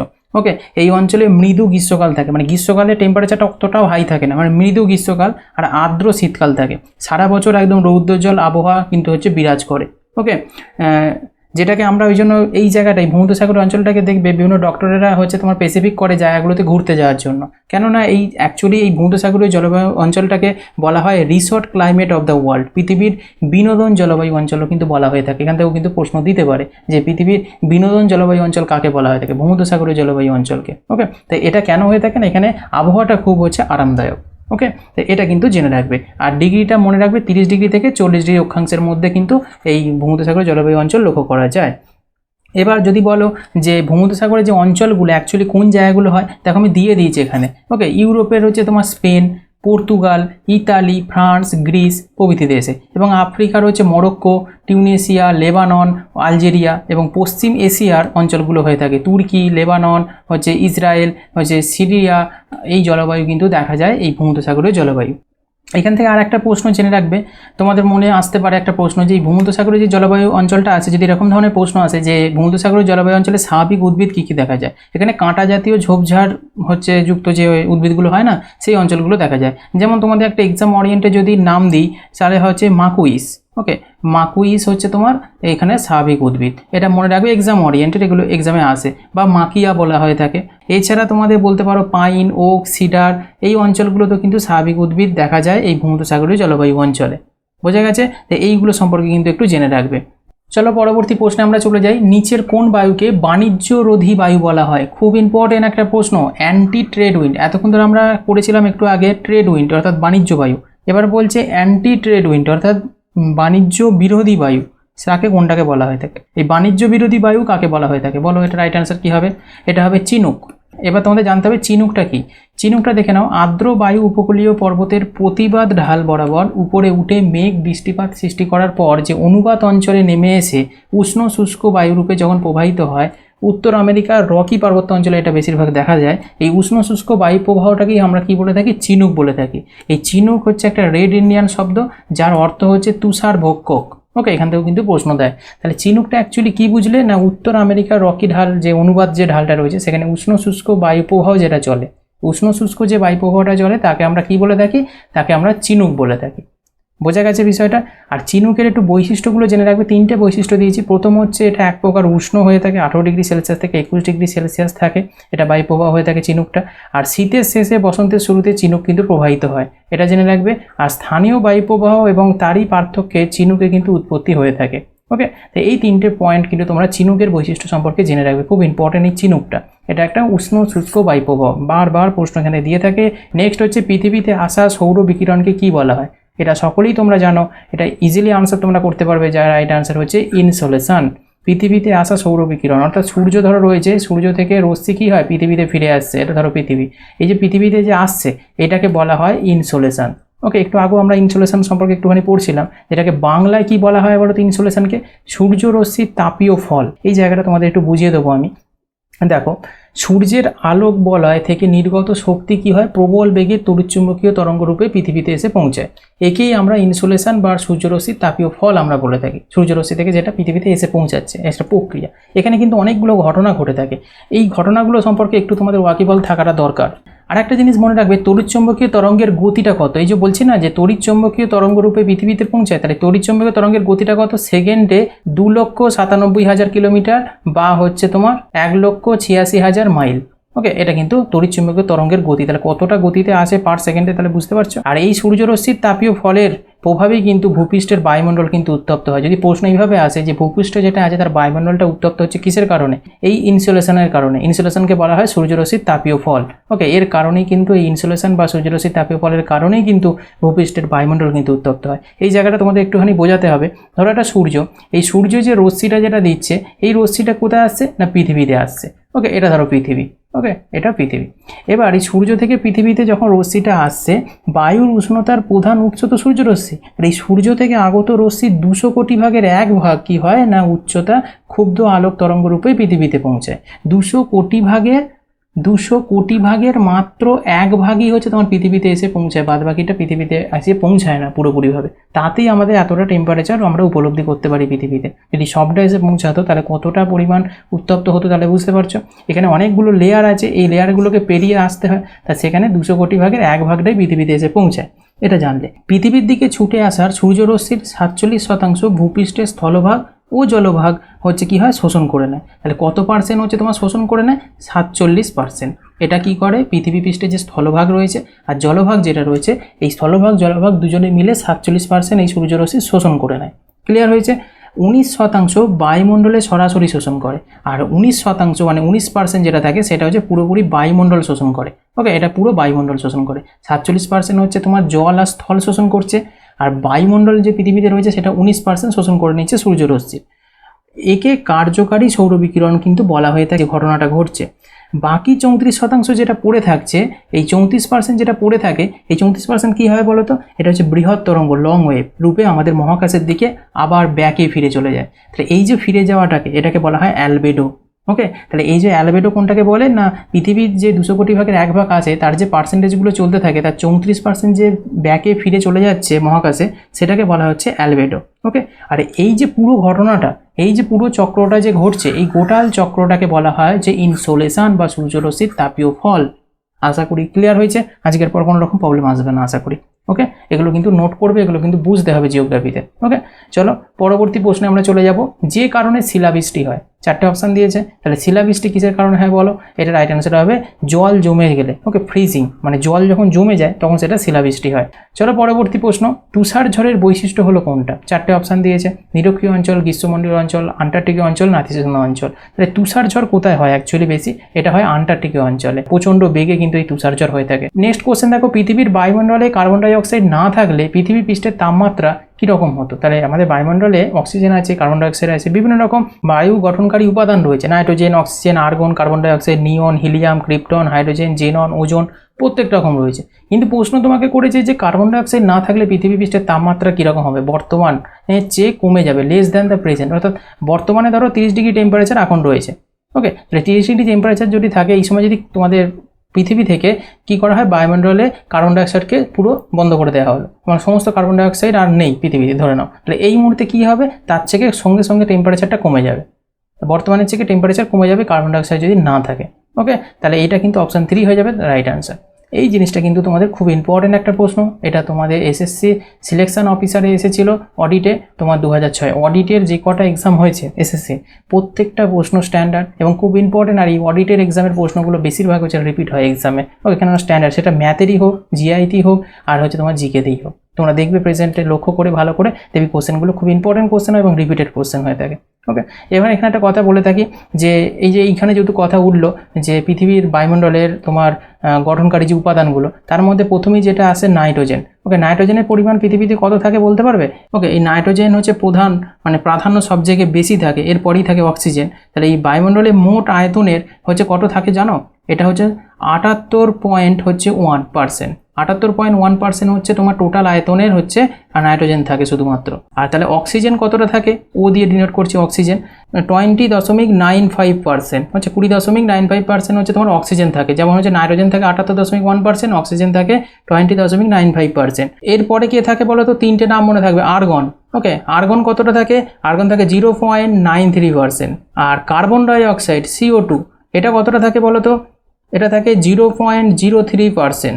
ওকে, এই কটা তোমরা 4টে মনে রাখবে, এখান থেকে প্রশ্ন কিন্তু দিয়ে দেয়, নাইট্রোজেন, অক্সিজেন, আর্গন আর হচ্ছে কার্বন ডাই অক্সাইড। ওকে, এই কটা থেকে প্রশ্ন বারবার কিন্তু এক্সামে ঘুরিয়ে ফিরিয়ে দিয়ে থাকে, পার্সেন্টেজটা জিজ্ঞাসা করে কত শতাংশ থাকে। তাই এটা কিন্তু বায়ুমণ্ডলে এইগুলো থাকে, এগুলো অবশ্যই নোট করবে। চলো পরবর্তী প্রশ্ন 238 নম্বর, যে মহাদেশ তুন্দ্রা ধরনের জলবায়ু পাওয়া যায় তার নাম বলতে হবে। মানে তুন্দ্রা জলবায়ু বা তুন্দ্রার জলবায়ু যেটা হয় সেটা দেখা যায় কোথায়? এটা দেখা যায় আফ্রিকাতে। অপশান 3 হয়ে যাবে তোমার রাইট আনসার। এটা সিজিএল এসেছিল 2007-এর সেকেন্ড সিটিংয়ে। ওকে, চলো পরবর্তী, নিচের কোনটি গ্রহীয় বায়ুর উদাহরণ নয় বলেছে, is not example of planetary winds. Okay, তাহলে রাইট আনসার কি হবে? চিনুক। চিনুক হচ্ছে তোমার গ্রহীয় বায়ুর উদাহরণ নয়। ওকে, তো অপশান 4 হয়ে যাবে রাইট অ্যান্সার। চিনুক মূলত সমুদ্র থেকে উত্তর পশ্চিম প্রশান্ত মহাসাগরের অভ্যন্তরীণ অঞ্চলে একটা উষ্ণ বাতাসকে কিন্তু বোঝায়। তাহলে চিনুক কি, তাহলে আমরা বুঝতে পারলাম। চলো, উত্তর আমেরিকা জলবায়ু শীতকালে প্রভাবিত হয় কোন বায়ুমণ্ডলে? তাহলে উত্তর আমেরিকার যে জলবায়ু থাকে সেটা শীতকালে প্রবাহিত হয় ক্রান্তীয় বায়ুমণ্ডলে। তাহলে কোন অপশান হবে? অপশান 4 হয়ে যাবে তোমার রাইট অ্যান্সার। পরবর্তী প্রশ্ন, সূর্যের ক্রোমোস্ফিয়ারে গ্যাসের যে ঝড় দেখা যায় তাকে আমরা কি বলে থাকি? এটাকে বলা হয়ে থাকে সূর্যগ্রহণ। তাহলে রাইট অ্যান্সার হবে কোনটা? অপশান 4। তাহলে সূর্যের ক্রোমোস্ফিয়ারে গ্যাসের ঝড়কে বলা হয় সূর্যগ্রহণ। আর সূর্যগ্রহণ আগের দিন আমি ডিটেলসে বুঝিয়েছি, তাই আজকে আর বলছি না। নেক্সট কোশ্চেন, জলের টেবিল রিচার্জিং নির্ভর করে কিসের ওপর? রিচার্জিং অফ ওয়াটার টেবিল হচ্ছে ডিপেন্ডস অন কিসের ওপর নির্ভর করে? বৃষ্টিপাতের পরিমাণ, এলাকার ত্রাণ, এলাকার গাছপালা, নাকি ক্ষরণের পরিমাণ? এটা হচ্ছে এলাকার ত্রাণ যেটা হয়, ওকে, তার উপর নির্ভর করে হচ্ছে তোমার জলের টেবিলে রিচার্জিং নির্ভর করছে। কোশ্চেন, বায়ুমণ্ডলের নিচের স্তরকে কি বলা হয়? বায়ুমণ্ডলের নিচের স্তরকে ট্রোপোস্ফিয়ার বলা হয়ে থাকে। অপশান 2 হয়ে যাবে রাইট আনসার। দেখো নেক্সট কোশ্চেন, তালিকা 1-এর সাথে তালিকা 2 মিল করুন এবং তালিকাগুলি নিচে দেওয়া কোড ব্যবহার করে সঠিক উত্তর ব্যবহার করতে। তালিকা 1-এ কি দিয়েছে? জায়গার নাম দিয়েছে অস্ট্রেলিয়া, চীন, ফ্রান্স, ওয়েস্ট ইন্ডিজ। এদিকে তালিকাতে বিভিন্ন ঝড়ের নাম দিয়েছে, দিয়ে এটা ম্যাচ করে নিচে কোড দিয়েছে, এই অনুযায়ী তোমাদের আনসার করতে হবে। তাহলে এটা রাইট আনসার কোনটা হবে বলো তো? অপশান 1 হয়ে যাবে রাইট আনসার। অর্থাৎ এতে অস্ট্রেলিয়া যেটা আছে সেটার সাথে হবে হচ্ছে উইলি উইলি, অস্ট্রেলিয়াতে দেখা যায়। চীনে কি দেখা যায়? চীনে দেখা যায় হচ্ছে তোমার হারিকেন। আর ফ্রান্স যেটা আছে, এই ফ্রান্সে দেখা যায় হচ্ছে তোমার মিস্ট্রাল, এই ঝড়টা। আর ওয়েস্ট ইন্ডিজে দেখা যায় হচ্ছে টাইফুন। ক্লিয়ার হয়েছে? তাহলে অপশান 1 হয়ে যাবে তোমার রাইট আনসার, এইটা ম্যাচ করলে 2 1 4 3। চলো পরবর্তী প্রশ্নে আমরা চলে যাই। বায়ুমণ্ডলের পরবর্তী প্রশ্ন দেখো, বায়ুমণ্ডলের সর্বনিম্ন স্তর কোনটি? সর্বনিম্ন স্তর হচ্ছে ট্রোপোস্ফিয়ার। প্রশ্নটা কতবার এসেছে এক্সামে তাহলে বুঝতে পারছো, এটা ট্যাক্স অ্যাসিস্ট্যান্টে এসেছে। পরবর্তী প্রশ্ন, নিচের কোনটি সমান বৃষ্টিপাতের স্থানের সাথে মিলিত রেখাগুলিকে উপস্থাপন করে? তাহলে এটা রাইট অ্যান্সার হয়ে যাবে আইসোহাইডস। তাহলে দেখো 8খানা যে ম্যাপ লাইন বলেছিলাম তার মধ্যে আমরা প্রত্যেকটা কিন্তু পরপর পড়ে ফেলছি এক একটা করে। তাহলে আইসোহাইডস কোনটাকে বলা হয়ে থাকে? যা সমান বৃষ্টিপাতের স্থানের মধ্যে যে মিলিত রেখাগুলো, মানে সম বৃষ্টিপাত যে এলাকাতে হয়ে থাকে সেই এলাকাগুলোকে যে রেখা দ্বারা যদি চিহ্নিত করা হয় কাল্পনিক রেখার মতো, সেটাকে ম্যাপের মধ্যে যেটাকে চিহ্নিত করা হয় সেটাকে বলা হয় আইসোহাইডস। ওকে, তাহলে অপশান 4 হয়ে যাবে রাইট অ্যান্সার। আইসোবার, আইসোলাইন্স এগুলো আমরা পড়ে এসেছি একটু আগে। ওকে, চলো পরবর্তী দেখো, বায়ুর প্রবাহিত ক্রিয়ার ফলে যে গর্ত সৃষ্টি হয় তাকে কি বলা হয়? তাহলে বায়ু যে ক্ষয়জাত ভূমিরূপগুলো, তার মধ্যে দেখো নামগুলো রয়েছে, তোমাদের একটু আগেই বলেছিলাম। তাহলে এখান থেকে কি হবে রাইট অ্যান্সার বলতো? ইয়ারদাং। ওকে, ইয়ারদাংটা একটু আগে বলে এসেছি যে বায়ু প্রবাহিত হওয়ার ফলে যে গর্তের সৃষ্টি হয়েছে তাকে বলে ইয়ারদাং। আশা করি ছবিটা সমেত একটু আগে বুঝিয়েছি। পরবর্তী, নিচের কোনটি সর্বোচ্চ মেঘ? মানে হাইয়েস্ট ক্লাউড কোনটা সেটা বলতে হবে। এই মেঘ দেখে কিন্তু একটা প্রশ্ন কিন্তু এক্সামে এসে থাকে ন্যাচারালি। তাহলে এইখান থেকে বলতে হবে রাইট অ্যান্সার হচ্ছে সিরাস বা সাইরাসও বলে, বা বাংলাতে এটাকে সিরাসও বলা হয়ে থাকে। তাহলে এখানে অনেকগুলো ইনফরমেশন তোমাদের জানতে হবে এই সাইরাস বা সিরাস মেঘ সম্পর্কে। অ্যাকচুয়ালি মেঘের হচ্ছে টাইপ হচ্ছে তোমার 4টে, এর আবার সাব পার্ট আছে। একটু পরে তোমাদের আমি সাব পার্ট এবং 4টে পার্ট সম্পর্কে করিয়ে দেবো। আজকেই তোমাদের কোশ্চেন আছে, সেখানে আমি করিয়ে দিচ্ছি, একটু পরে আসবো আমরা এই বিষয়ে। কিন্তু তার আগে আমরা জেনে নেবো হচ্ছে সিরাস সম্পর্কে। সিরাস হচ্ছে 8000 থেকে 12000 মিটার উচ্চতায় যে অলক মেঘ বা সাইরাস বা সিরাস হচ্ছে গঠিত হয়। কত উচ্চতায় গঠিত হয় এটা জেনে রাখবে। নেক্সট হচ্ছে এগুলো হলো আকাশের সর্বোচ্চ মেঘ। এখান থেকেই পয়েন্ট থেকেই প্রশ্নটা এসেছে। দেখো তোমাদের এই যে কটা আমি এক্সট্রা ইনফরমেশনে পয়েন্ট দিচ্ছি না, তোমাদের এক্সামে প্রশ্নই হয় এখান থেকে এই প্রশ্নটা রিপিট হবে, নয় যে এক্সট্রা ইনফরমেশন দিয়েছে সেখান থেকে একটা পয়েন্ট থেকে তোমাদের কোশ্চেন থাকবে। এর বাইরে কোশ্চেন হওয়ার সম্ভাবনা খুবই কম। ওকে, এগুলো পালকের মতো দেখতে হয় এই সিরাস বা সাইরাস মেঘগুলো। এগুলো সর্বদা সাদা বর্ণের হয়ে থাকে। এগুলি সাধারণত বরফের স্ফটিক দ্বারা গঠিত হয়। এগুলো পরিষ্কার, ন্যায্য এবং আবহাওয়ার সংকেত কিন্তু দিয়ে থাকে, মানে পরিষ্কার আবহাওয়ার একটা ইঙ্গিত দেয়। আর এগুলোর আকৃতি বায়ুমণ্ডলে উচ্চ প্রবাহিত বাতাসের দিকে কিন্তু নির্দেশ করে থাকে। তাই চলো পরবর্তী প্রশ্ন, ট্রোপোস্ফিয়ার বায়ুমণ্ডলের উষ্ণতম অংশ কারণটা জিজ্ঞাসা করেছে। ট্রোপোস্ফিয়ার বায়ুমণ্ডলের হচ্ছে তোমার উষ্ণতম অংশ, সবচেয়ে উষ্ণতম অংশ হচ্ছে ট্রোপোস্ফিয়ারকে বলা হচ্ছে। সেটা কেন? তার কারণ হচ্ছে এটি পৃথিবী পৃষ্ঠ দ্বারা উত্তপ্ত হয়। ওকে, তাহলে সূর্য থেকে যে আলোক রশ্মিটা আসে সেটা পৃথিবী পৃষ্ঠে এসে কি হয়? প্রতিফলিত হচ্ছে। তাই সেখানে এসে কি হচ্ছে না, তোমার পৃথিবীটাকে উত্তপ্ত করছে। তাই এখানে টেম্পারেচার সব জায়গায় বেশি থাকে ট্রোপোস্ফিয়ার স্তরে। ওকে, চলো পরবর্তী প্রশ্ন, বায়ুমণ্ডলের সর্বনিম্ন স্তর হলো কোনটি? তাহলে রাইট আনসার কি হবে বলো? এটা হচ্ছে ট্রোপোস্ফিয়ার। সর্বনিম্ন স্তর হচ্ছে তোমার ট্রোপোস্ফিয়ার। পরবর্তী প্রশ্ন দেখো, পৃথিবীর বায়ুমণ্ডলের যে অঞ্চলটি থাকে তার পৃষ্ঠের ঠিক উপরে নিরক্ষরেখার উপরে প্রায় 16 কিলোমিটার এবং মেরু রেখাগুলির উপরে 8 কিলোমিটার উচ্চতা পর্যন্ত বিস্তৃত, সেটা কোনটা? এটা হচ্ছে তোমার ট্রোপোস্ফিয়ার। এটা রাইট আনসার হবে অপশান 3। চলো পরবর্তী প্রশ্ন, নিচের কোনটিকে হচ্ছে রোডিং চল্লিশা বলা হয়ে থাকে? তাহলে রোডিং চল্লিশা বলা হয়ে থাকে 40 ডিগ্রি থেকে 60 ডিগ্রি হচ্ছে তোমার সাউথের মধ্যে যে বাতাসটা বয় সেটাই হচ্ছে তোমার রোডিং চল্লিশা বা হচ্ছে তোমার গর্জনশীল চল্লিশা বলা হয়ে থাকে। ওকে, একই বিষয়। এটা হবে অপশান 1 হয়ে যাবে রাইট আনসার। দক্ষিণ গোলার্ধে কিন্তু এটা কিন্তু উত্তর গোলার্ধে আবার টিক দিয়ে দেবো না জানো, ভুল করে। দুটো অপশানই কিন্তু থাকে এরকম পরীক্ষার সময়, তো দেখে আনসার করবে। এটা কিন্তু দক্ষিণ গোলার্ধে কিন্তু আনসারটা হবে। ওকে, পরবর্তী প্রশ্ন দেখো, পৃথিবী পৃষ্ঠের কাছাকাছি বায়ুমণ্ডল উষ্ণ, কারণটা কি? তার কারণ হচ্ছে পার্থিব বিকিরণ দ্বারা হচ্ছে উষ্ণ হয়। তাহলে পৃথিবী পৃষ্ঠের কাছাকাছি বায়ুমণ্ডল অর্থাৎ প্রথমে যে ভূপৃষ্ঠ থাকে, ভূপৃষ্ঠের ওপরে যদি দেখা যায় ট্রপোস্ফিয়ার, এইখানে যে জায়গাটা, এই জায়গাটা সবথেকে বেশি উত্তপ্ত হয়। একটু আগেই আমরা পড়ছিলাম, সেটা কেন হয় না, পৃথিবীর যে বিকিরণ দ্বারা হচ্ছে উষ্ণ হচ্ছে, সূর্য যে আলোটা দিচ্ছে সেটা এখানে এসে কি হয়, তোমার বাধাপ্রাপ্ত হচ্ছে পৃথিবীর ওপর, ভূপৃষ্ঠের ওপর, এখানে হচ্ছে উষ্ণতাটা কি হয়ে যায়, এই এলাকাটা বেশি হয় ট্রপোস্ফিয়ার স্তরে। ওকে, তো এই জন্যই হয়ে থাকে, পার্থিব বিকিরণের দ্বারা সূর্যরশ্মি বিকিরিত হয়ে যাবে। নেক্সট হচ্ছে নিচের কোনটিকে উত্তর পূর্ব বলা হয়? ওকে, নর্থ আর ইস্টার এটা বলা হয়ে থাকে, চারটের মধ্যে কোনটাকে? এটা হবে হচ্ছে উত্তর গোলার্ধের মেরু অঞ্চল থেকে ঠান্ডা এবং দ্রুত প্রবাহিত বাতাস, এটাকে বলা হয় হচ্ছে উত্তর পূর্ব। ওকে, এইখানে তোমাদের রাইট অ্যান্সার হয়ে যাবে তোমার অপশান 3। চলো পরবর্তী প্রশ্ন, পৃথিবীর বায়ুমণ্ডলের ঘনত্ব সবচেয়ে বেশি কোথায়? এই প্রশ্নটা খুব ইম্পর্টেন্ট প্রশ্ন, তোমাদের ডেনসিটিটা সম্পর্কে জানতে চেয়েছে, হাইয়েস্ট ডেনসিটি আছে কোন হচ্ছে বায়ুমণ্ডলের স্তরে, এটা হচ্ছে তোমার ট্রপোস্ফিয়ারে। ওকে, যেহেতু এখানে উষ্ণতা বেশি তাই এখানে ঘনত্বটা বেশি। চলো পরবর্তী প্রশ্ন, নিচের কোনটি বিশুদ্ধকরণের অংশ এবং পৃথিবীর বিকিরণকৃত তাপ সংরক্ষণ করে? তাহলে এই চারটে অপশনের মধ্যে কোনটা হবে? জলীয় বাষ্প। এই জলীয় বাষ্প যেটা থাকে সেটা হচ্ছে তোমার বিশুদ্ধকরণের অংশ হয় এবং পৃথিবীতে বিকিরণকৃত তাপ সংরক্ষণ করে রাখে জলীয় বাষ্পই বেশি। দেখো এখানে একটু কিছু গুরুত্বপূর্ণ পয়েন্ট দেখে নাও। পৃথিবীতে সৌরশক্তির পরিমাণ হচ্ছে তোমার 70%। ওকে, 70%। পৃথিবীতে মোট যে সৌরশক্তি তার পরিমাণটা। পৃথিবী পৃষ্ঠে 51% ইনসোলেশন শোষণ করে না। ইনসোলেশন একটু আগে আমরা পড়েছি যে এই যে অ্যালবেডো, সৌরশক্তির তাপীয় ফল যেটাকে ইনসোলেশন বলে, এই প্রক্রিয়াটা একটু আগে আমরা পড়ে এলাম। পৃথিবী কী করে 200 কোটি ভাগের 1 ভাগটা শোষণ করছে, তারই প্রক্রিয়াটা হচ্ছে তোমার এই ইনসোলেশন। এটা 51%ই হচ্ছে ইনসোলেশন শোষণ করে নেয়। আর শোষিত শক্তির 16%-র জন্য জলীয় বাষ্প ও ধূলিকণা হচ্ছে কাজ করে। আর বেশিরভাগ স্থলজ বিকিরণ বায়ুমণ্ডলে জলীয় বাষ্প দ্বারা এবং অন্যান্য গ্যাস দ্বারা কিন্তু শোষিত হয়। ওকে, প্রায় 8% সরাসরি বাইরের মহাকাশে কিন্তু বিকিরিত হতে থাকে। এই দীপ্তমান শক্তি বায়ুমণ্ডলে অনুভূমিকভাবে এবং উল্লম্বভাবে পুনরায় কিন্তু বিকিরিত হয়ে যায়, যেটাকে আমরা অ্যালবেডো বলে থাকি। যেটা পুরোটা কাজ করে পৃথিবীতে এবং বাকির অংশ যেটা ফিরে যায় সেটাকে আমরা কি বলি? অ্যালবেডো বলি। একটু আগে আমরা এই পয়েন্টগুলো পড়ে এসেছি। চলো পরবর্তী প্রশ্নে চলে যাব, ঘূর্ণিঝড় সৃষ্টি হয় কিসের কারণে? সকলে এটা আনসার দিতে পারবে। এটা হচ্ছে নিম্নচাপের কারণে কিন্তু ঘূর্ণিঝড়ের সৃষ্টি হয়। ওকে, লো প্রেসার। ওকে, অপশান 1 হয়ে যাবে রাইট অ্যান্সার। দেখো, কম বায়ুমণ্ডলীয় চাপের কেন্দ্রীয় অঞ্চলের চারপাশে প্রবাহিত বাতাসের কারণে ঘূর্ণিঝড়ের বিশাল ঘূর্ণীয়মান ঝড় কিন্তু সৃষ্টি হয়ে থাকে।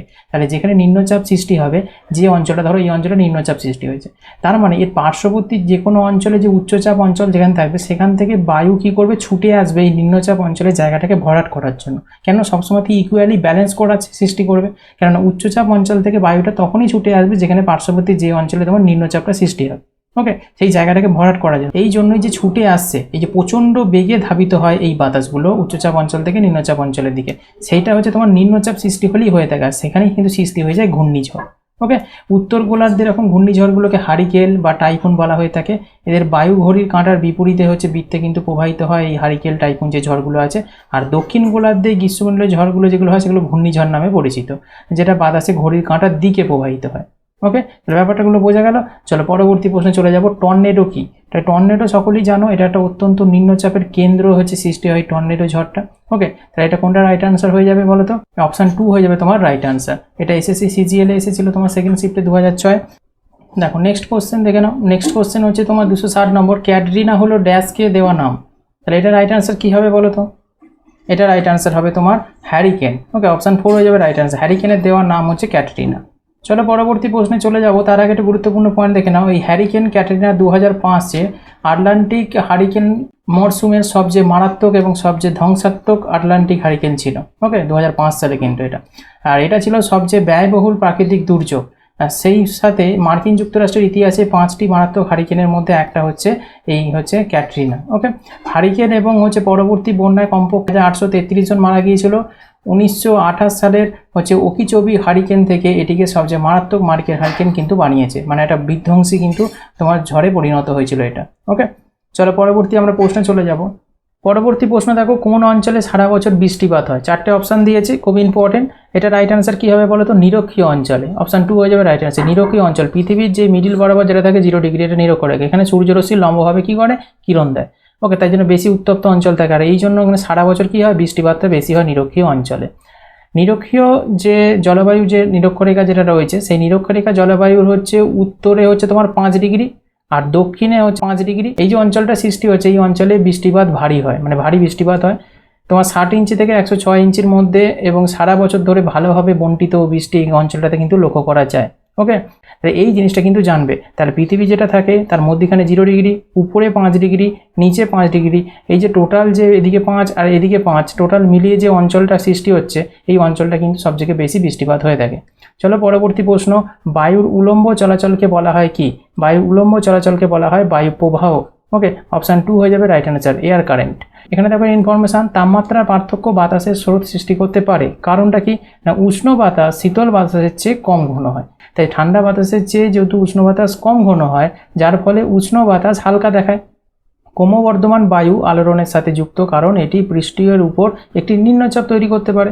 তাই তাপমাত্রার পার্থক্য বাতাসের স্রোত সৃষ্টি করতে কেন পারে তার কারণটা তোমরা আশা করি বুঝতে পেরেছো। ওকে, চলো পরবর্তী প্রশ্ন, পৃথিবীর সবচেয়ে কাছের বায়ুমণ্ডলীয় স্তর কোনটি? এটা সকলেই তোমরা জানো, ট্রোপোস্ফিয়ার হচ্ছে রাইট অ্যান্সার হবে। পরবর্তী প্রশ্নে যাওয়ার আগে তোমাদের এই স্তরগুলো সম্পর্কে একটু বর্ণনা করে দেবো। তোমাদের ছবিটা দেখে তোমরা বুঝতে পারছো, এটা হচ্ছে তোমার ভূপৃষ্ঠ। ওকে, আমরা যেখানে বসবাস করি এটা হচ্ছে ভূপৃষ্ঠ। এই ভূপৃষ্ঠের উপরে সেখানে স্থলভাগ থাকতে পারে, যেমন এদিকটা তোমার জলভাগের তোমাদের দেওয়া হয়েছে। এখানে হচ্ছে এটাকে বলা হয় ট্রোপোস্ফিয়ার। ট্রোপোস্ফিয়ার স্তরটা হচ্ছে এই পর্যন্ত থাকে। ওকে, এই পর্যন্ত স্তরটা, এই যে এই পর্যন্ত যদি আমরা একটা লাইন টানি হরিজন্টাল, তাহলে এই যে লাইন বরাবর যেটা যাবে সেটা হচ্ছে তোমার কি না ট্রোপোস্ফিয়ার স্তর। তাহলে এইটুকুন এলাকাটা ট্রোপোস্ফিয়ার। এর ভেতরে তোমার মেঘ হবে, তোমার বৃষ্টি হবে, বজ্রবিদ্যুৎ পড়বে, সমস্ত প্রাকৃতিক আলোড়ন ঘটবে, সমস্ত কিন্তু এই ট্রোপোস্ফিয়ার স্তরেই হয়ে থাকে। ট্রোপোস্ফিয়ার পৃথিবীর বায়ুমণ্ডলের সর্বনিম্ন অংশ বলা হয়ে থাকে। এই ভূপৃষ্ঠ থেকে এইটুকুন যে অঞ্চলটা, এইটুকুনটাকে বলা হয় তোমার ট্রোপোস্ফিয়ার। এটি বায়ুমণ্ডলের ভরের 80% এবং জলীয় বাষ্প এবং এরোসেলের 99% ধারণ করে আছে কিন্তু সূক্ষ্ম কঠিন কণা। এরোসেল হচ্ছে তোমার সূক্ষ্ম কঠিন কণা, বায়ুমণ্ডলের বিভিন্ন কণা থাকে না, এগুলোকে বলা হয় এরোসেল। ওকে, এইগুলো হচ্ছে তোমার ধারণ করে আছে এই ট্রোপোস্ফিয়ার স্তরে। আমরা প্রতিদিনের আবহাওয়ার সাথে যে ঘটনাগুলো আমরা পাই, ঝড় বৃষ্টি মেঘ বজ্রপাত, সমস্ত কিছু এই ট্রোপোস্ফিয়ার স্তরেই কিন্তু ঘটে থাকে। এটা ভালো করে কিন্তু জেনে রাখবে। ওকে, আর এর হচ্ছে তোমার এলাকার বিস্তৃতিটা জেনে রাখবে। এটা হচ্ছে তোমার 8 থেকে 16 কিমি পর্যন্ত যে বিস্তৃতি হয় ট্রোপোস্ফিয়ার স্তরে। ট্রোপোস্ফিয়ারের পরে থাকে হচ্ছে স্ট্র্যাটোস্ফিয়ার, স্ট্র্যাটোস্ফিয়ারের পর থাকে মেসোস্ফিয়ার, মেসোস্ফিয়ারের পর থাকে হচ্ছে থার্মোস্ফিয়ার। আর থার্মোস্ফিয়ারের পর কে থাকে বলো তো? আয়োনোস্ফিয়ার, তারপরে এক্সোস্ফিয়ার, এগুলো পরপর কিন্তু থাকছে। এবার কোন স্তরে কি ঘটনা ঘটছে সেগুলো আমরা আরও পড়তে পড়তে জানবো প্রত্যেকটা স্তর সম্পর্কে। ওকে, চলো পরবর্তী প্রশ্নে চলে যাই। সম্মুখভাগ বৃষ্টি যে কারণে হয়? সম্মুখভাগ বৃষ্টি হচ্ছে ফ্রন্টাল রেন। ওকে, এটা ভালো করে ইংলিশ টার্মটা জেনে রাখবে। ফ্রন্টাল রেন মানে সম্মুখভাগ বৃষ্টি।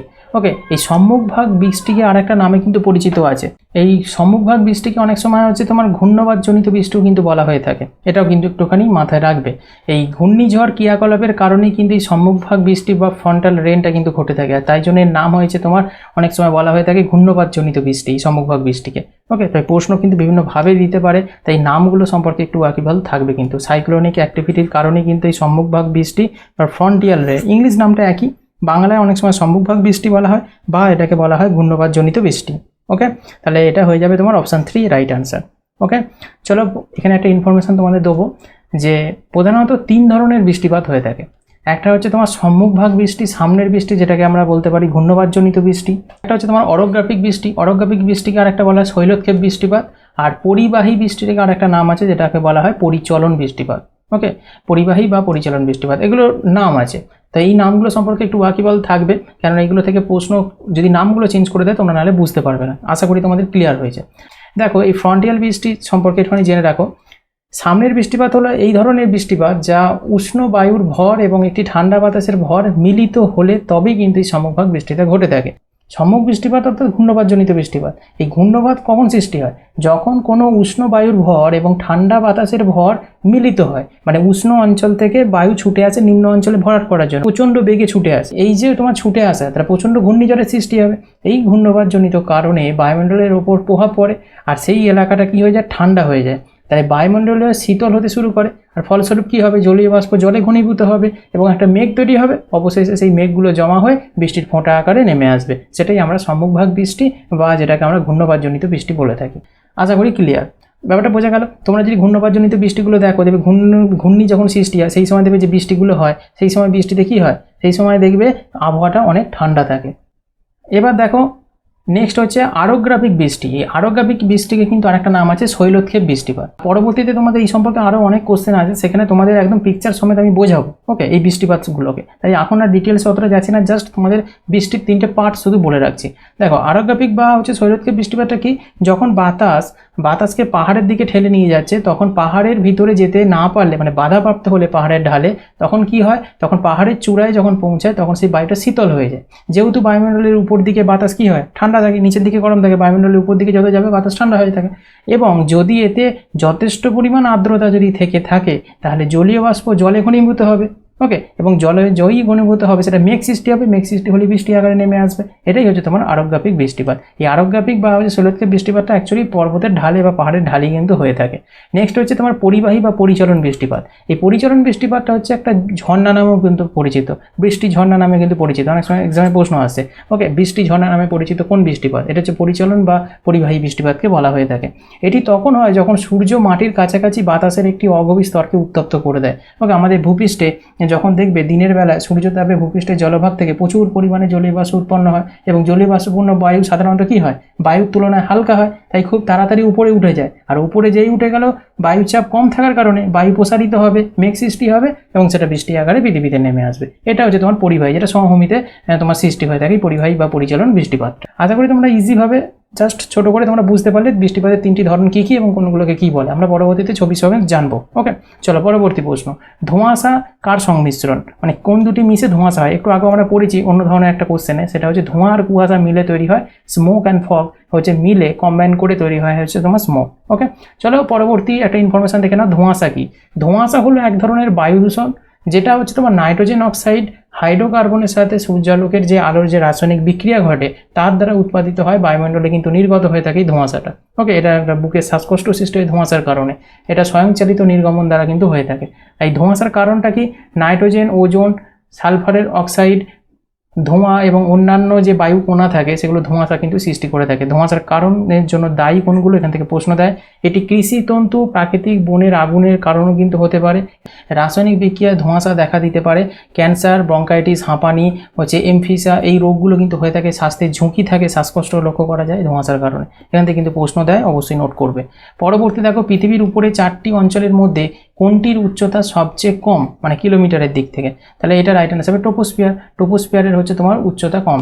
চলো পরবর্তী প্রশ্নে যাওয়ার আগে একটা ইনফরমেশন দেখে নাও, ট্রপোস্ফিয়ার পৃথিবীর বায়ুমণ্ডলের সর্বনিম্ন অংশ। অনেকবার বলেছি, মধ্য অক্ষাংশে ট্রপোস্ফিয়ারের গড় গভীরতা তোমার 70 কিমি, এবং যেটাকে মাইলে বললে 11 মাইল হয়। এটি হচ্ছে গ্রীষ্মমণ্ডলীয় অঞ্চলে কি হয়, গভীরতর হয়, 20 কিলোমিটার পর্যন্ত হচ্ছে বিস্তৃতি হয়ে থাকে। মেরু অঞ্চলে অগভীর হয়ে থাকে, গ্রীষ্মকালে এটা 7 কিমি, মানে মেরু অঞ্চলে 7 কিমি এর গভীরতা হয়, আর তোমার গ্রীষ্মমণ্ডলীয় অঞ্চলগুলোতে তোমার 20 কিলোমিটার পর্যন্ত হাইলি যায়। এই বায়ুমণ্ডলের ভরের প্রায় 80% এবং এর জলীয় বাষ্প এবং এরোসোল 99% ধারণ করে থাকে। এই হচ্ছে ট্রপোস্ফিয়ার, ওকে। এই জিনিসগুলো কিন্তু বারবার বলছি, কেননা এখান থেকে প্রশ্ন কিন্তু বারবার এক্সামে রিপিট হচ্ছে। চলো পরবর্তী প্রশ্ন, টাইফুন এখানে প্রচলিত কোনটি হিসাবে? তাহলে টাইফুন যে ঝড়টা হয় সেটা হচ্ছে চীন ও জাপান সমুদ্রে হচ্ছে পরিচিতি লাভ করেছে টাইফুন ঝড়, ওকে। এখানে বেশি হয়ে থাকে, অপশান 2 হয়ে যাবে রাইট অ্যান্সার। অনেক সময় অপশানে দেখা গেছে প্রিভিয়াস ইয়ারের প্রশ্ন আসতেই জাপানটা দেয়নি, শুধুমাত্র চীন সমুদ্র দিয়েছে, সেখানেও কিন্তু রিলেটেড কিন্তু টাইফুনের সাথে। এরকম প্রশ্ন কিন্তু এক্সামে তোমরা দেখতে পাবে। চীন সাগর এবং পশ্চিম প্রশান্ত মহাসাগরের প্রান্ত বরাবর টাইফুন কিন্তু প্রচলিত, এই লাইনটা কিন্তু মনে রাখবে, এখান থেকে প্রশ্ন দেয়। পরবর্তী প্রশ্ন দেখো, বায়ু গোলাপ প্রতিনিধিত্ব করে কি? যেটা ইংলিশটা আমরা দেখো, wind rose represent. Wind rose এইটা অ্যাকচুয়ালি কি? এটা বাংলায় বায়ু গোলাপটা কিন্তু আসে না অ্যাকচুয়ালি, এটা কিন্তু লেখা থাকে উইন্ড রোজি হিসাবে, ওকে। এটা হচ্ছে বাতাসের একটা আলোড়ন বলতে পারো, ওকে, যা বাতাসের যেটা টার্বুলেন্স, উইন্ড টার্বুলেন্স বলা হয়ে থাকে। অপশান 1 হয়ে যাবে রাইট অ্যান্সার। পাশে ছবিটা দেখলে বুঝতে পারবে, এটা একটা বৃত্তের সার্কেলের আকারে তোমার যে উইন্ড মানে বাতাসের যে স্পিডটা সেটা মাপা হয় এরকমভাবে ডায়াগ্রামের মাধ্যমে, এইটাকে বলা হয় উইন্ড রোজ। এটা বায়ুগোলাপ বা উইন্ডোজ, এটা একটা গ্রাফিক টুল বলতে পারো। এটা আবহবিদদের জন্য একটা সংক্ষিপ্ত দৃষ্টিভঙ্গি দেওয়ার জন্য ব্যবহৃত হয়, যে দেখে বুঝতে পারবে আবহবিদরা যে বায়ু প্রবাহটা কীরকম রয়েছে, যেটি সাধারণত একটা নির্দিষ্ট স্থানে কীভাবে বাতাসের গতি এবং দিক হচ্ছে পরিবর্তন করছে সেইটা কিন্তু দেখার জন্য এই উইন্ড রোজ কিন্তু ব্যবহার করা হয়ে থাকে, ওকে, আবহবিদদের জন্য, ওকে। চলো পরবর্তী প্রশ্নে চলে যাব, বায়ুমণ্ডলের যে স্তরে রেডিও তরঙ্গ প্রতিফলিত হয় তাকে কি বলা হয়? এই প্রশ্নটা অনেক এক্সামে এসেছে, খুব ইম্পর্টেন্ট। রাইট অ্যান্সার হবে আয়নোস্ফিয়ার। অপশান 1 হয়ে যাবে রাইট অ্যান্সার। দেখো এখানে বায়ুমণ্ডল যেটা রয়েছে এটা পৃথিবী, এই পৃথিবীতে তোমাদের যে স্তরগুলো রয়েছে, অনেকবার বলেছি আবারও বলছি, ট্রপোস্ফিয়ার, তারপর হচ্ছে স্ট্র্যাটোস্ফিয়ার, তারপর হচ্ছে তোমার মেসোস্ফিয়ার, তারপর থার্মোস্ফিয়ার, তারপর হচ্ছে এক্সোস্ফিয়ার। এই যে মেন যে পাঁচটা স্তর, এই মেন পাঁচটা স্তর যে রয়েছে, এই আয়নোস্ফিয়ার যেটা মেসোস্ফিয়ার স্তরের শেষ সীমা হলো মেসোপোজ। এখান থেকে প্রশ্ন আসে মেসোপোজ কোনটাকে বলে। মেসোস্ফিয়ার যে স্তরটা রয়েছে দেখো, এই যে মেসোস্ফিয়ার, এই মেসোস্ফিয়ার যে স্তরটা, এই যে শেষ সীমানা রয়েছে, এর শেষ সীমানা যে স্তরটা, এটাকে বলা হয় হচ্ছে তোমার মেসোপোজ। ওকে, প্রত্যেকটা এরকম আছে, যেমন ট্রোপোস্ফিয়ারের শেষ সীমানাটাকে বলা হয় হচ্ছে তোমার কি ট্রোপোপোজ, এরকম বিভিন্ন নাম রয়েছে। যেমন মেসোপোজের সর্বোচ্চ সীমানাটাকে বলা হয় মেসোপোজ। এই মেসোপোজের উপরে প্রায় 500 কিলোমিটার উচ্চতা পর্যন্ত বিস্তৃত বায়ুমণ্ডল স্তরকে আয়নোস্ফিয়ার বলা হয়ে থাকে। ওকে, দেখো আয়নোস্ফিয়ার এই জায়গাটা আছে, একটা পার্ট হচ্ছে কি এই মিডিল অঞ্চলটা হচ্ছে থাকে, এই মিডিল অঞ্চলটাকে বলা হচ্ছে তোমার আয়নোস্ফিয়ার। ওকে, এই জায়গাটা কিন্তু বুঝবে। এই যে আয়নোস্ফিয়ার যে স্তরটা থাকছে, এটা হচ্ছে 500 কিমি উচ্চতা পর্যন্ত বিস্তৃত হয় তোমার হচ্ছে ভূপৃষ্ঠ থেকে। এই স্তরে গ্যাসীয় কণাগুলি তড়িৎ আধানযুক্ত বা আয়নিত অবস্থায় থাকে বলে এই স্তরটিকে আয়নোস্ফিয়ার বলা হয়। কেন আয়নোস্ফিয়ার নামকরণ করা হয়েছে আয়নোস্ফিয়ারে, সেটা কিন্তু তোমরা বুঝবে কেন বলা হয়, তাই সেই কারণটা আমি এখানে দিয়ে রেখেছি, এটা কিন্তু খুব ইম্পর্টেন্ট। আর একটা জিনিস জেনে রাখবে, তোমাদের যে আয়নোস্ফিয়ার যে স্তরটা আছে, এটা ভূপৃষ্ঠ থেকে 500 থেকে 640 কিমি পর্যন্ত বিস্তৃত কিন্তু হালকা একটা বায়ুস্তর। ওকে, এখান থেকে কিন্তু প্রশ্ন দিয়ে থাকে, এইটা জানবে। তাহলে তোমাদের আগের প্রশ্নটা কি ছিল দেখে নাও, রেডিও তরঙ্গ প্রতিফলিত হয় কোন স্তরে, আয়নোস্ফিয়ার স্তরে। আর যদি প্রশ্ন আসে আল্ট্রাভায়োলেট রশ্মির বিচ্ছুরণ ঘটে কোথায়, তখন বলবে থার্মোস্ফিয়ারে। ওকে, চলো পরবর্তী প্রশ্নে আমরা চলে যাব। পৃথিবীর পৃষ্ঠ থেকে সবচেয়ে দূরে বায়ুমণ্ডলীয় স্তর কোনটি? তাহলে দূরে বলেছে, এতক্ষণ অনেকগুলো কাছে বললাম, এবার দূরে হচ্ছে তোমার এক্সোস্ফিয়ার। ওকে, অপশান 2 হয়ে যাবে রাইট আনসার। দেখে নাও গুরুত্বপূর্ণ, এই দেখো এক্সোস্ফিয়ার সর্বোচ্চ দূরে রয়েছে, ট্রোপোস্ফিয়ার সব থেকে কাছে থাকে, এক্সোস্ফিয়ার সব থেকে দূরে থাকে, মানে সর্বোচ্চ উপরে থাকে।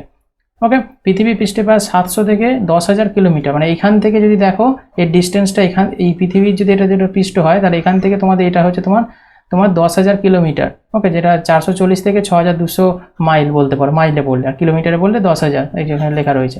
ওকে, এত কিলোমিটার উপরে অবস্থান করছে। এক্সোস্ফিয়ার বা এক্সোমণ্ডল হলো পৃথিবীর বায়ুমণ্ডলের সর্বোচ্চ স্তর। এক্সোস্ফিয়ারের শীর্ষে অংশ সৌরবায়ু বা সৌরঝড়ের সম্মুখীন হয়ে থাকে এক্সোস্ফিয়ারের উপরে এই স্তরটা। ওকে, তো এটা কিন্তু খুব ইম্পর্টেন্ট। চলো পরবর্তী প্রশ্ন, জলবায়ু অঞ্চলগুলি যার ভিত্তিতে শ্রেণীবদ্ধ করা হয়েছে। তাহলে জলবায়ু অঞ্চলগুলো কার ভিত্তিতে শ্রেণীবদ্ধ করা হয়েছে? বৃষ্টিপাতের উপর ভিত্তি করে। ওকে, রেনফল, জলবায়ু যে অঞ্চলগুলো আছে সেগুলো বৃষ্টিপাতের উপর ভিত্তি করেই কিন্তু শ্রেণীবদ্ধ করা হয়েছে। ভেরি ভেরি ইম্পর্টেন্ট একটা প্রশ্ন কিন্তু, আর প্রত্যেকটা এক্সামেই প্রায় রিপিট হয়। আচ্ছা, এখানে একটা ইনফরমেশন তোমাদের জানতে হবে, প্রশ্নটা অনেকভাবে এখান থেকে আসে, বিভিন্ন রকম ঘুরিয়ে প্রশ্নটা দেয়, তাই জন্য এখানে একটা ইনফরমেশন তোমাদের জেনে রাখবে।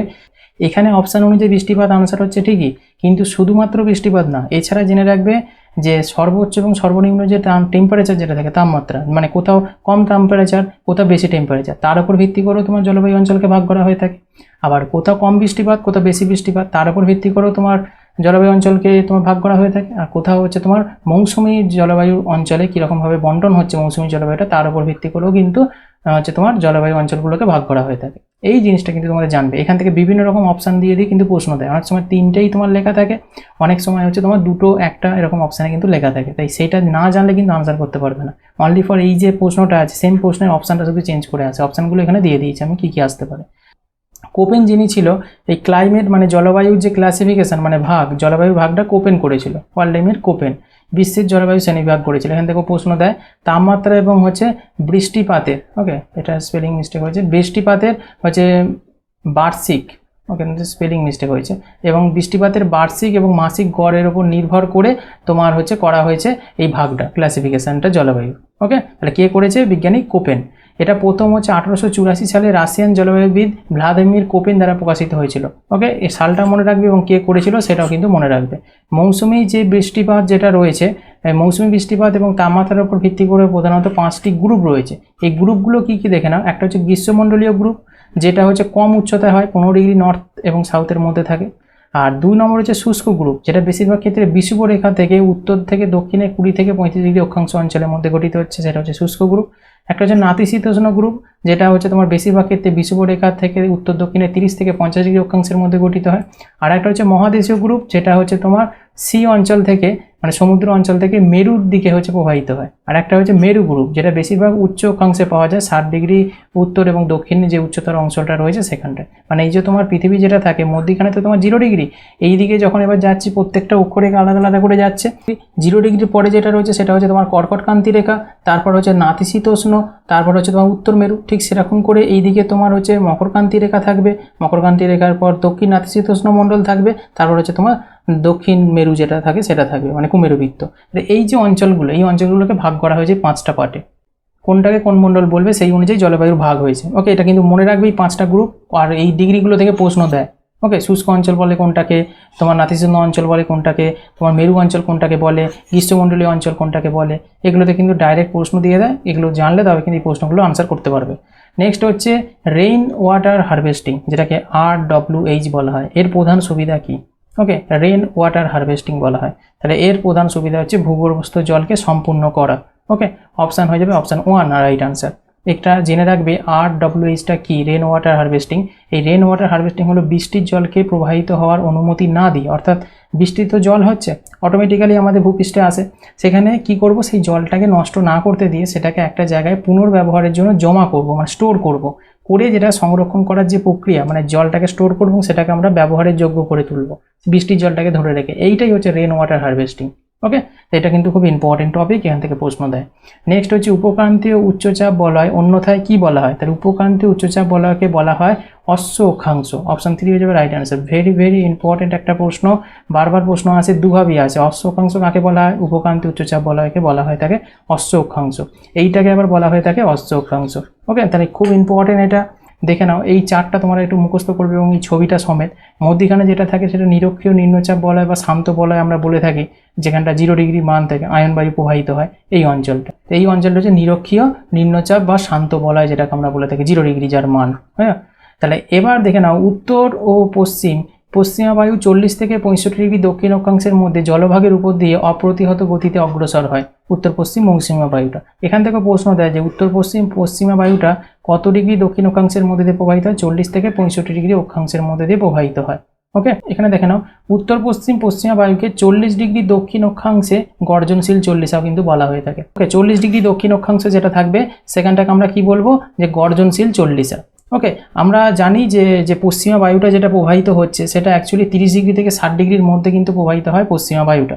ওকে, সেটা উত্তরও প্রবাহিত হয়, দক্ষিণও প্রবাহিত হয়। ওকে, উত্তর দিকেও 30 থেকে 60-এর মধ্যে প্রবাহিত হচ্ছে পশ্চিমা বায়ুটা, আবার হচ্ছে দক্ষিণও তোমার হচ্ছে 30 ডিগ্রি থেকে তোমার 60 ডিগ্রির মধ্যে প্রবাহিত হচ্ছে তোমার পশ্চিমা বায়ুটা। এবার এই পশ্চিমা বায়ুর ভেতরে যে বায়ুগুলো থাকে যার মধ্যে 40 ডিগ্রি দক্ষিণ অক্ষাংশে যেটা চলে, ওকে ধরো এখানটা 40 ডিগ্রি দক্ষিণ অক্ষাংশে চলছে, এই সোজা, কারণ 30 আছে 10 40 হবে এখানটা করে, তাই 40 যদি এখানটা হয়, ওকে, তাহলে 40 ডিগ্রি দক্ষিণ অক্ষাংশে গর্জনশীল 40 বলবো। তারপরেই বলেছে 50 ডিগ্রি, তার ঠিক তার নিচেই থাকবে 50 ডিগ্রি। ওকে, 50 ডিগ্রিটাকে আমরা কি বলবো? প্রধানত 50। আর 60 ডিগ্রি মানে ঠিক তারপরেই যে 60 ডিগ্রির যে রেখাটা, এই 60 ডিগ্রির রেখাটাকে আমরা কি বলবো? এই 60 ডিগ্রিকে বলবো হচ্ছে তীক্ষ্ণ চিৎকারকারী 60। এই চারটের নাম আছে, 40, 50 আর 60কে কিন্তু স্পেসিফিক নামে কিন্তু ডাকা হয়ে থাকে। এই তিনটে নাম থেকে কিন্তু প্রশ্ন দিয়ে থাকে। আর একটা জিনিস মনে রাখবে, উত্তর গোলার্ধে কর্কটীয় শান্ত বলয়ের অন্তর্গত 30 থেকে 38 যে ডিগ্রিটা থাকে, যে 30 ডিগ্রি থেকে 38 ডিগ্রি পর্যন্ত, সেটা উত্তর অক্ষাংশ অশ্ব অক্ষাংশ বলা হয়। তার মানে এই 30 থেকে 38 বলছে এই জায়গাটা অঞ্চলটাকে অশ্ব অক্ষাংশ বলা হয়ে থাকে। তাহলে অশ্ব অক্ষাংশ কাকে বলে, আর হচ্ছে তোমার গর্জনশীল 40 কাকে বলে, আর প্রধান্বিত 50 কাকে বলে, আর তীক্ষ্ণ চিৎকারকারী 60 কাকে বলে, ব্যাপারটা বুঝতে পারলে তোমরা। ওকে, এটা কিন্তু ছবি সমেত মনে রাখবে, তাহলে তোমাদের বুঝতে কিন্তু সুবিধা হবে। ওকে, আর এই অশ্ব অক্ষাংশ নামটা কেন হয়েছিল তোমরা জানো? এই অঞ্চলটা, এখানে একটা গল্প আছে যে উত্তর আমেরিকা থেকে কিছু লোক জাহাজে করে হচ্ছে তোমার ভারতের বন্দরে আসছিল। সেই সময় ঘোড়া বোঝাই করে জাহাজটা নিয়ে আসছিল, প্রচুর পরিমাণে তাতে ঘোড়া ছিল। সেই ঘোড়াগুলোকে কি করেছিল? সমুদ্রে ফেলে দিয়েছিল সেই জাহাজ থেকে। কেন ফেলে দিয়েছিল? না, জল এবং খাবারকে বাঁচানোর জন্য। অনেক দিন ধরে তারা সমুদ্রে আসছিল, তাতে করে প্রচুর পরিমাণে খাদ্য ঘোড়াগুলো খেয়ে নিচ্ছিল, যার খাদ্যর পরিমাণটা যেহেতু কম ছিল, সেই খাদ্যকে বাঁচানোর জন্য সেই ঘোড়া সমুদ্রতে ফেলে দিয়েছিল জাহাজ থেকে, যাতে কমে যায়, যাতে মানুষরা খেয়ে বাঁচতে পারে আরও বেশি দিন। তাই সেই জন্য সেই থেকে নাম হয়ে যায়, এই অক্ষাংশটার নাম হচ্ছে তোমার অশ্ব অক্ষাংশ। ওকে, ওইখান থেকে পার হওয়ার সময় এই ঘটনাটা ঘটেছিল। ওকে, চলো পরবর্তী প্রশ্নে চলে যাব। উচ্চতায় বায়ুমণ্ডলের তাপমাত্রা বৃদ্ধিকে কি বলা হয়? তাহলে উচ্চতায় বায়ুমণ্ডলের তাপমাত্রা বৃদ্ধিকে বলা হয় বিপরীত বা ইনভার্সন, যেটাকে বলা হয়ে থাকে। ওকে, অপশান 2 হয়ে যাবে রাইট আনসার। দেখো, ট্রপোস্ফিয়ারের তাপমাত্রা স্বাভাবিক আচরণের বিপরীত পরিবর্তন, যেখানে পৃষ্ঠের শীতল বাতাসের একটি স্তর উষ্ণ বায়ুর একটি স্তর দ্বারা আবৃত থাকে, তাকে বায়ুমণ্ডলের বিপরীত বা হচ্ছে ইনভার্সন বলা হয়ে থাকে। নেক্সট কোশ্চেন, নিচের কোন কারণটি মরুভূমিতে গাছপালা না থাকার জন্য দায়ী? তাহলে মরুভূমিতে গাছপালা না থাকার জন্য দায়ী হচ্ছে বৃষ্টিপাতের অভাব। অপশান 4 হয়ে যাবে রাইট আনসার। এটা এসএসসি তোমার সিজিএল এসেছিল টায়ার 1-এ 2014। মরুভূমি হলো জমির একটি অনুর্বর এলাকা, ওকে, যেখানে উর্বর নয়, কেননা ওখানে জলটা ঠিকঠাক পাওয়া যায় না, মাটিটাও ঠিক উর্বর নয়, বালির পরিমাণ বেশি থাকে, যেখানে সামান্য বৃষ্টিপাত হয় এবং ফলস্বরূপ জীবনযাত্রা পরিবেশের উদ্ভিদ যারা বেঁচে থাকবে তাদের জন্য কিন্তু অনুকূল নয়, সেটা হচ্ছে প্রতিকূল। প্রতিকূল মানে খারাপ অবস্থা, সেখানে মানুষজন বেঁচে থাকার জন্য, উদ্ভিদ প্রাণী বেঁচে থাকার জন্য। তাই গাছপালা না থাকার পিছনে প্রধান কারণ হলো ওইখানে অপর্যাপ্ত বৃষ্টিপাত, মানে বৃষ্টিপাতটা ঠিকঠাকভাবে হয় না। বৃষ্টিপাতটা যদি মরুভূমিতে ঠিকঠাকভাবে হতো তাহলে এই প্রভাবটা ঘটতো না। ওকে, চলো পরবর্তী। বাতাসের আর্দ্রতা নির্ভর করে কিসের ওপর? এটা উপরের সবগুলি আনসার, মানে তাপমাত্রা, অবস্থান, আবহাওয়া, এইগুলোর উপরই কিন্তু বাতাসের আর্দ্রতা মানে হিউমিডিটিটা নির্ভর করে থাকে। ওকে, তাই জন্য উপরের সব যেহেতু অপশানটা আছে এটা রাইট আনসার হয়ে যাবে। বাতাসের আর্দ্রতা হলো বাতাসের জলীয় বাষ্পের একটা পরিমাণ। আর্দ্রতা জলীয় বাষ্পীকরণ ঘনীভবনের উপর নির্ভর করে। আমরা একটু আগে বাষ্পীভবন ঘনীভবন পড়ে এসেছি, তাহলে সেখান থেকে আমরা বুঝতেই পারছি যে আর্দ্রতা কী করে না, জলীয় বাষ্পীকরণ এবং ঘনীভবনের উপর নির্ভর করেছে, যা মূলত তাপমাত্রার উপর নির্ভর করে। এই আর্দ্রতাটা তাপমাত্রার পরিবর্তন, আবহাওয়া এবং অবস্থার দ্বারা প্রভাবিত হয়ে থাকে। নেক্সট কোশ্চেন দেখো, যার উপরে তাপমাত্রা দ্রুত বৃদ্ধি পায়, চারটে অপশানের মধ্যে কার উপরে তাপমাত্রা দ্রুত বৃদ্ধি পায়? এটা হচ্ছে এক্সোস্ফিয়ার। এক্সোস্ফিয়ার যেটা রয়েছে প্রথমে ভূপৃষ্ঠ, তারপরে যেটা উচ্চতা অনুযায়ী যদি দেখা যায় টোপোস্ফিয়ার, স্ট্র্যাটোস্ফিয়ার, মেসোস্ফিয়ার, এক্সোস্ফিয়ার, এই এক্সোস্ফিয়ারের উপর থেকে তাপমাত্রা কী হয়, দ্রুত হারে বৃদ্ধি পেতে থাকে। ওকে, চলো এখানে একটু ইনফরমেশান দেখে নাও। ট্রোপোস্ফিয়ারের উপরে স্ট্র্যাটোস্ফিয়ার স্তরের উচ্চতার সাথে সাথে তাপমাত্রা দুটো বৃদ্ধি পায়। ওকে, এখানে দুটো জিনিস তোমাদের ভালো করে বুঝতে হবে। এই যে ট্রোপোস্ফিয়ার যে স্তরটা তৈরি হচ্ছে আমাদের ভূপৃষ্ঠের ওপর থেকে, এইখান থেকে এইটুকুন যে স্তরটা, এখানে যত উপরে যাবে এইটুকুন স্তরটার মধ্যে তোমার টেম্পারেচার কী হয়, যত উপরে উঠবে কমতে থাকে। ওকে, যেমন আমরা পাহাড় পর্বতের উপর দিকে গেলে কি ঠান্ডা অনুভূতি হয়, কেননা এখানে টেম্পারেচার কমে। কিন্তু এই ট্রোপোস্ফিয়ার পরে হচ্ছে যেখানে স্ট্র্যাটোস্ফিয়ার শুরু হচ্ছে, এখান থেকে আবার অন্যরকম ঘটনা শুরু হয়। এই স্ট্র্যাটোস্ফিয়ার স্তরের উচ্চতা যত বাড়বে এখান থেকে আবার টেম্পারেচার আস্তে আস্তে বাড়তে থাকে। তাহলে এই জায়গাটা ওজোন স্তর থাকছে। ওকে, যেখানে হচ্ছে অতিবেগুনি রশ্মি মানে আল্ট্রাভায়োলেট রেখে হচ্ছে তোমার শোষণ করে নিচ্ছেই তোমার ওজোন স্তর। তাহলে আমরা কি বুঝলাম, ভূপৃষ্ঠের যে স্তরটা থাকে ট্রোপোস্ফিয়ার, সেখানে যদি আমরা উপর দিকে যাই টেম্পারেচার কমবে। স্ট্র্যাটোস্ফিয়ার স্তরে যেই পৌঁছে যাব, সেই স্তর থেকে যত উপর দিকে যাব টেম্পারেচার কী হতে থাকবে, বাড়তে থাকবে। এখানে প্লাস, এখানে হচ্ছে তোমার উপর দিকে গেলে মাইনাস হয়। কিন্তু আরেকটা ঘটনা ঘটে, আবার যখন থার্মোস্ফিয়ারে আমরা যে পৌঁছে যাব, এই যে থার্মোস্ফিয়ার স্তর, এই থার্মোস্ফিয়ার স্তরের উচ্চতার সাথে সাথে তাপমাত্রা দ্রুত কিন্তু বৃদ্ধি হতে থাকে থার্মোস্ফিয়ার স্তরে, এখানেও কিন্তু টেম্পারেচার বাড়ে। কিন্তু এই যে মেসোস্ফিয়ার স্তরটা আছে, এখানে কিন্তু টেম্পারেচার বাড়ে একটু কমতে থাকে, রিপিটেডলি কিন্তু ঘটতে থাকে এরকম ঘটনাটা। থার্মোস্ফিয়ার স্তরে আবার হচ্ছে বাড়তে থাকে। নিম্ন অংশ এবং এক্সোস্ফিয়ারে গিয়ে এই যে এক্সোস্ফিয়ার যে স্তর আছে, এখান থেকে টেম্পারেচার কিন্তু আবার বাড়তে থাকে, এখানে কিন্তু আর কমে না, এখান থেকে টেম্পারেচার আরও দ্রুত হারে বাড়তে থাকে। তাই আগের কোশ্চেনটার ওই জন্য আনসার হয়েছে এক্সোস্ফিয়ার। ওকে, এক্সোস্ফিয়ারের তাপমাত্রা বায়ুমণ্ডলের সবচেয়ে উপরের স্তরে 4500 ডিগ্রি সেলসিয়াসের পর্যন্ত কিন্তু হয়ে যায় হচ্ছে এক্সোস্ফিয়ার স্তরে হচ্ছে টেম্পারেচার। বোঝা যাচ্ছে বিষয়টা? এই জায়গাটা কিন্তু তোমাদের জেনে রাখতে হবে। ওকে, এই বৃদ্ধি কম বেশি জিনিসটা। আমাদের বায়ুমণ্ডলের স্তর বিভক্ত হয় কটি ভাগে? বায়ুমণ্ডলের স্তর মেনলি ভাগ হয়ে যাচ্ছে তোমার 5টি ভাগে। চলো পরবর্তী প্রশ্নে আমরা যার আগে তোমাদের পার্টগুলো আমি দেখিয়ে দিই, 5টা পার্ট কী কী: troposphere, stratosphere, mesosphere, thermosphere, exosphere. Okay, এই 5টা হচ্ছে তোমার পার্ট, হচ্ছে মেন পার্ট। এবার দেখো, ট্রোপোস্ফিয়ার স্তর হচ্ছে 0 থেকে 12 তোমার ট্রোপোস্ফিয়ার, স্ট্র্যাটোস্ফিয়ার হচ্ছে 12 থেকে 50, মেসোস্ফিয়ার হচ্ছে 50 থেকে 80, থার্মোস্ফিয়ার হচ্ছে 80 থেকে 700, এক্সোস্ফিয়ার হচ্ছে 700 থেকে 1000। পাশে তোমাদের এখানে তোমাদের রয়েছে ডিভিশনটা, তোমরা ডিভিশনটা দেখলে বুঝতে পারবে কোনটাকে, বা এই আয়নোস্ফিয়ার যেটা রাখে সেটা মধ্যিখানে রাখা হয়েছে, থার্মোস্ফিয়ার মেসোস্ফিয়ারের মধ্যিখানে। ওকে, আর কোন স্তরে কি ঘটনা ঘটে থাকে সেগুলো তোমরা সকলেই জানো, তবু আর একবার আমি তোমাদের বর্ণনা করে দিচ্ছি।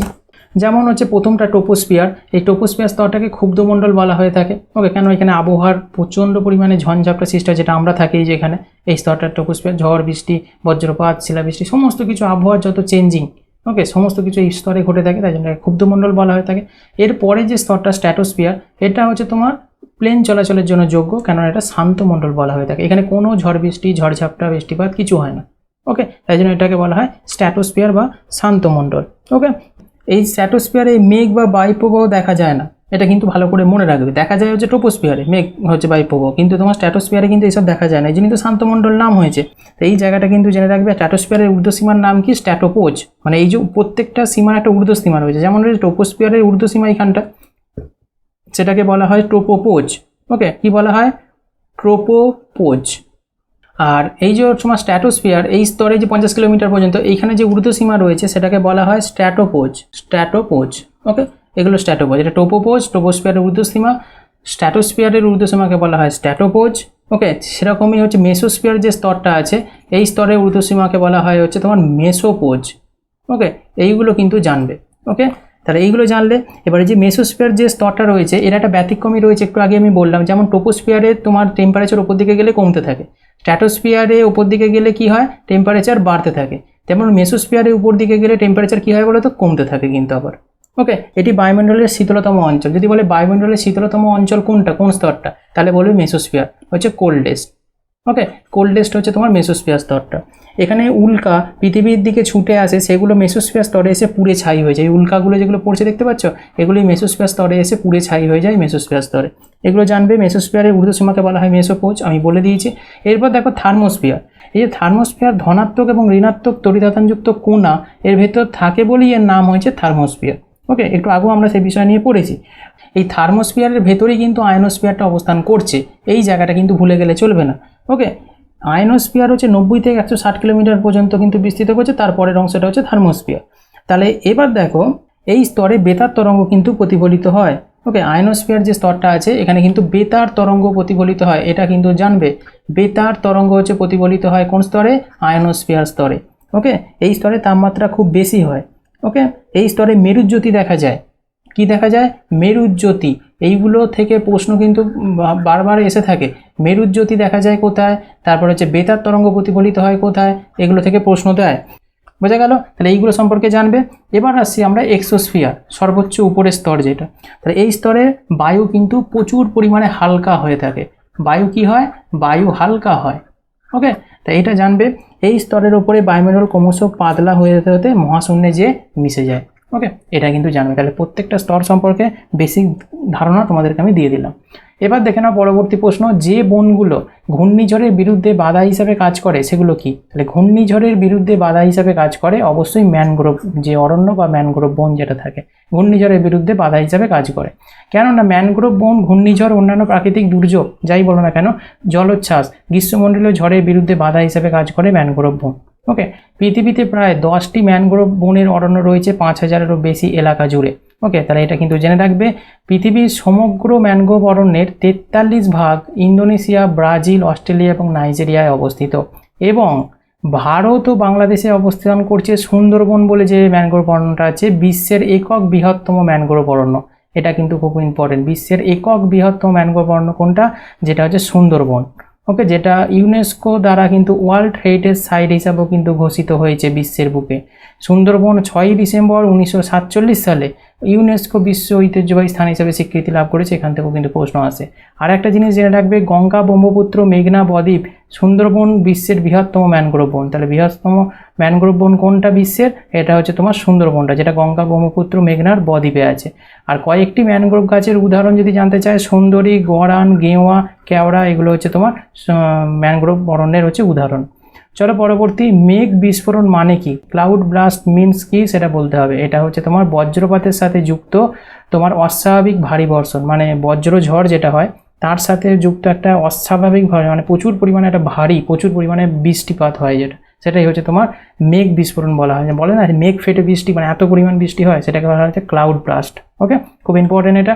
পরবর্তী, বৃষ্টির জল সংরক্ষণের ক্ষেত্রে নিচের কোনটি মিথ্যা। একটু আগে আমরা বৃষ্টির জল সংরক্ষণের কথা পড়ছিলাম, সেটা সম্পর্কে মিথ্যা কোনটা, এই 4 নম্বর। এটি রান অফ লোকেশন কিন্তু বাড়ায়, ইট ইনক্রিজ রান অফ লস, এই ইংলিশ টার্মটা মনে রাখবে। দেখে নাও এখানে একটু গুরুত্বপূর্ণ, রেন ওয়াটার হারভেস্টিং। ওকে, রেন ওয়াটার হারভেস্টিং একটু আগে আমরা পড়েছিলাম না, RWH। এই রেন ওয়াটার হারভেস্টিং হলো ল্যান্ডস্কেপ সেচ, যা অন্যান্য ব্যবহারের জন্য বৃষ্টির জলকে সংগ্রহ করা, সংরক্ষণ করা এবং ব্যবহারের জন্য উপযোগী কৌশল করে তোলা। অর্থাৎ বৃষ্টি থেকে যে জলটা হচ্ছে সেটা তো কোনো পয়সা লাগছে না, সেই যে জলটা হচ্ছে সেটাকে আমরা স্টোর করবো একটা জায়গায়, সেটা এমনকি ব্যবহারের মানে পানীয় যোগ্য করে তুলবো। এই যে কৌশলটা, এটাই হচ্ছে রেন ওয়াটার হারভেস্টিং। ওকে, এটা কিন্তু জেনে রাখবে। আর এটি জলের প্রবাহ হ্রাস করে, মানে এই যে রেন ওয়াটার হারভেস্টিংয়ের কী কী গুরুত্বপূর্ণ ভূমিকা রয়েছে এগুলো থেকে প্রশ্ন দেয়, অপশান দেওয়া বলে কোনটা সত্যি। তাহলে এখানে জলের প্রবাহ হচ্ছে হ্রাস করে, অনুপ্রবেশ উন্নত করে এবং মাটির জল সঞ্চয়ের ক্ষমতা কিন্তু বাড়ায়, ভেরি ভেরি ইম্পর্টেন্ট। ওকে, মাটির জলের সঞ্চয়ের ক্ষমতা কিন্তু বাড়ায়, জলাবদ্ধতা হ্রাস করে, রাস্তার জলের বন্যা হ্রাস করে, জলের গুণগত যে মান সেটা উন্নত করে, মাটির ক্ষয়ের সম্ভাবনা কিন্তু হ্রাস করে থাকে। ওকে, এগুলো কিন্তু জেনে রাখবে। পয়েন্ট দিয়ে দেয়, দিয়ে প্রশ্ন জিজ্ঞাসা করে ওখান থেকে। তাহলে বর্ষাকালে দক্ষিণ পূর্ব বাণিজ্য বায়ু ভারতীয় উপমহাদেশের দিকে আকৃষ্ট হয় কোন কারণে, খুব ইম্পর্ট্যান্ট একটা প্রশ্ন এটা রাইট অ্যান্সার কী হবে বলো? উত্তর পশ্চিম ভারতের নিম্ন বায়ুমণ্ডলীয় চাপের উপস্থিতির কারণে। তোমাদের আমি বলেছি যে উচ্চ বায়ুমণ্ডল, ধরো এটা উচ্চ বায়ুমণ্ডলীয় অঞ্চল, এটা ধরো নিম্ন বায়ুমণ্ডলীয় অঞ্চল। তার মানে সবসময় এটাই বৈশিষ্ট্য পৃথিবীতে কাজ করে যে উচ্চ বায়ুমণ্ডলীয় অঞ্চল থেকে বায়ু ছুটে আসবে নিম্ন স্থানে, কেননা নিম্নচাপ যেখানে সৃষ্টি হবে সেখানে বায়ু হালকা হয়ে যায়, সেই ফাঁকা জায়গাটা মানে বায়ু ফাঁকা হয়ে যাচ্ছে, এই জায়গাটা নিম্নচাপ সৃষ্টি হয়েছে, মানে উচ্চ অঞ্চল থেকে বায়ু ছুটে আসবে কি এই জায়গাটাকে পূরণ করার জন্য। এটাই তোমার যেটা হয়, এটার কারণের জন্যই কিন্তু ওই বর্ষাকালে দক্ষিণ পূর্ব বাণিজ্য বায়ু ভারতীয় উপমহাদেশের দিকে আকৃষ্ট হয়, মানে ছুটে আসে। তার কারণ সেখানে কি হয়, ভারতীয় নিম্ন অঞ্চলে বায়ুমণ্ডলীয় চাপ উপস্থিতি হয়, ওকে, উত্তর পশ্চিম ভারতে, তাই জন্য এখান থেকে ছুটে আসে, তাই জন্য আকর্ষিত হয়। বায়ুটা বোঝা যাচ্ছে। ভূমধ্যসাগরীয় অঞ্চলে ভারী বৃষ্টিপাতের বৈশিষ্ট্য রয়েছে, সেটা কোন অঞ্চলে? শীতকালে। তাহলে পরবর্তী এটা ইনফরমেশন দেখে নাও। গ্রীষ্ম ঋতুতে ভূমধ্যসাগরীয় জলবায়ু অঞ্চলগুলি উপক্রান্তীয় উচ্চচাপ অঞ্চল দ্বারা প্রবাহিত হয়, যার ক্ষেত্রে তোমার মাঝে মাঝে বজ্রঝড় ব্যতীত তোমার বৃষ্টিপাতকে অসম্ভব বা অসম্ভাব্য করে তোলে। শীতকালে মেরু জেট স্রোত প্রবাহিত হওয়ার কারণে এর সাথে সম্পর্কিত পর্যায়ক্রমিক ঝড়, ভারী বৃষ্টি কিন্তু দেখা যায়, যা ঠান্ডা মাসে মানে শীতকালে বৃষ্টিপাত বেশি হয়। ওকে, এই জন্য তা কিসের জন্য হয়ে থাকে যদি কারণটা জিজ্ঞাসা করে, ভূমধ্যসাগরীয় অঞ্চলে বৃষ্টিপাত শীতকালে হয় বেশি, এটা তো আমরা জানলাম। যদি বলে কেন বেশি হয়, বলবে শীতকালে মেরু জেট যে স্রোতটা থাকে সেটা এখানে প্রবাহিত হয়, তার কারণেই কিন্তু ভারী বৃষ্টিটা হয়ে থাকে। ওকে, চলো পরবর্তী প্রশ্ন। পৃথিবী পৃষ্ঠের কাছাকাছি বায়ুমণ্ডলের স্তরকে কি বলে? এটা সকলেই জানো, ট্রপোস্ফিয়ার বলা হয়ে থাকে। সঠিক বিকল্পটি চয়ন করো এবং বায়ুমণ্ডলের স্তরগুলোর বিন্যাসকে প্রতিনিধিত্ব করতে হবে। সাজাতে দিয়েছে, তোমরা এটা সাজাতে সকলেই পারবে। অপশন 1 হয়ে যাবে right answer, troposphere, stratosphere, mesosphere, ionosphere, exosphere, 5টা স্তর। একটু আগে আমরা পড়ে এসেছি অনেকবার। এবার দেখো আর একটা প্রশ্ন দিচ্ছে, ক্লাউড ব্রাস্ট অর্থাৎ মেঘ বিস্ফোরণ মানে কি? 4টে অপশান দিয়েছে, এটা অপশান 2 হয়ে যাবে রাইট অ্যান্সার, বজ্রঝড়ের সাথে যুক্ত অস্থায়ীভাবে ভারী বর্ষণ। ওকে, এটাই হচ্ছে মেঘ বিস্ফোরণ। নেক্সট হচ্ছে তোমার সমস্ত গুরুত্বপূর্ণ বায়ুমণ্ডলীয় বিক্রিয়াগুলি বিভিন্ন জলবায়ু আবহাওয়ার দিকে পরিচালিত করে, সেটা কোনটা? এটা ট্রপোস্ফিয়ার স্তর, কারণ ট্রপোস্ফিয়ার স্তরই সমস্ত কিছু আবহাওয়া এবং জলবায়ু পরিবর্তন দেখা যায়। পরবর্তী প্রশ্ন, বায়ুমণ্ডলের উষ্ণতম স্তর কোনটি? এটা একটু আগেই আমরা বলে এসেছি, থার্মোস্ফিয়ার স্তরটা। থার্মোস্ফিয়ার স্তর হচ্ছে সবথেকে উষ্ণতম স্তর। যদি বলতে যে কোল্ডেস্ট, এটা হচ্ছে উষ্ণতম, হটেস্ট। ওকে, ওয়ার্মেস্ট বা হটেস্ট বলেছে, এটা হচ্ছে তাই জন্য আনসার হচ্ছে থার্মোস্ফিয়ার। এই মেসোস্ফিয়ার আনসার হতে যখন হচ্ছে কোল্ডেস্ট বলতো। ওকে, এটা কিন্তু তোমরা জেনে রাখবে। চলো পরবর্তী প্রশ্ন, পৃথিবীর বায়ুমণ্ডলে বেশিরভাগ ওজোন পাওয়া যায় কোথায়? যে ওজোন, যেটা ওজোন স্তর আছে কোথায়? ট্রপোস্ফিয়ারের পরের স্তরটার নাম কি? স্ট্র্যাটোস্ফিয়ার। সেই স্ট্র্যাটোস্ফিয়ার স্তরে হচ্ছে পাওয়া যায়, এটা 2 নম্বর স্তরে। ওকে, দেখো বেশিরভাগ ওজোন প্রায় 90% এই স্তর থেকে কিন্তু যা আসে, কিন্তু পৃথিবী পৃষ্ঠ থেকে 10 থেকে 17 কিলোমিটারের মধ্যে শুরু হয়, প্রায় 50 কিলোমিটার পর্যন্ত চলতে থাকে, প্রসারিত হয় এই স্ট্র্যাটোস্ফিয়ার স্তরটা। একটু আগে ছবি দিয়ে বুঝিয়েছি। বায়ুমণ্ডলে এই অঞ্চলটিকে স্ট্র্যাটোস্ফিয়ার বলা হয়। ওজোন স্তর সূর্যের প্রতিবেগুনি যে রশ্মি, আল্ট্রাভায়োলেট যে রেড থাকে, সেটা বিকিরণের অধিকাংশ কিন্তু শোষণ করে নেয়, এই আল্ট্রাভায়োলেট রে ওজোন স্তর। ওকে, নিচের কোনটি বায়ুমণ্ডলের সবথেকে উপরের স্তর? তোমরা সকলেই জানো, এক্সোস্ফিয়ার। চলো পরবর্তী প্রশ্ন, বায়ুমণ্ডলের 1 এবং তালিকা 2 এর সাথে মিল করতে হবে এবং দিয়ে বলতে হবে। এদিকে বাতাসের নাম দিয়েছে, এদিকে অবস্থান দিয়েছে, দিয়ে বলছে কোনটা কারেক্ট আনসার হবে। তাহলে এটা তোমাদের ম্যাচ করলে, তোমাদের 4টে অপশান তোমাদের দিয়েছে, কোনটা হবে বলো?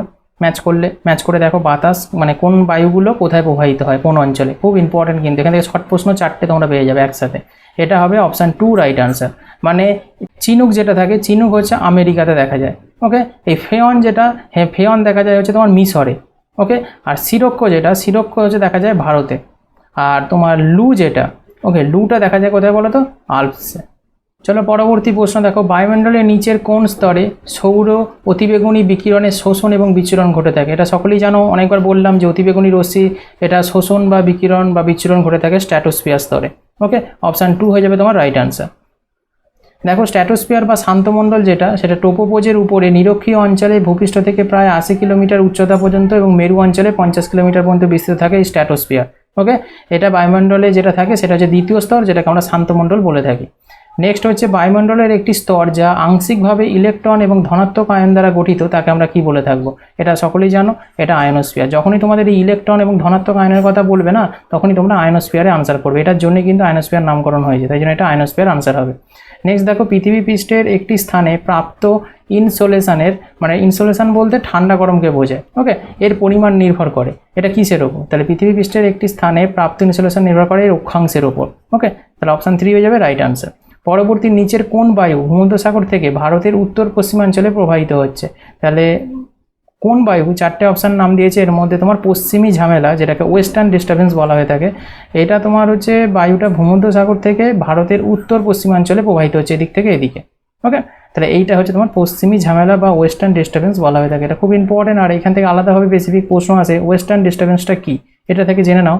এই ওয়েস্টার্ন ডিস্টারবেন্স হলো একটা ঝড় যা হচ্ছে তোমার কাম্পিয়ান বা ভূমধ্যসাগরে উৎপন্ন হয় এবং উত্তর পশ্চিম ভারত অমৌসুমী বৃষ্টিপাত নিয়ে আসে।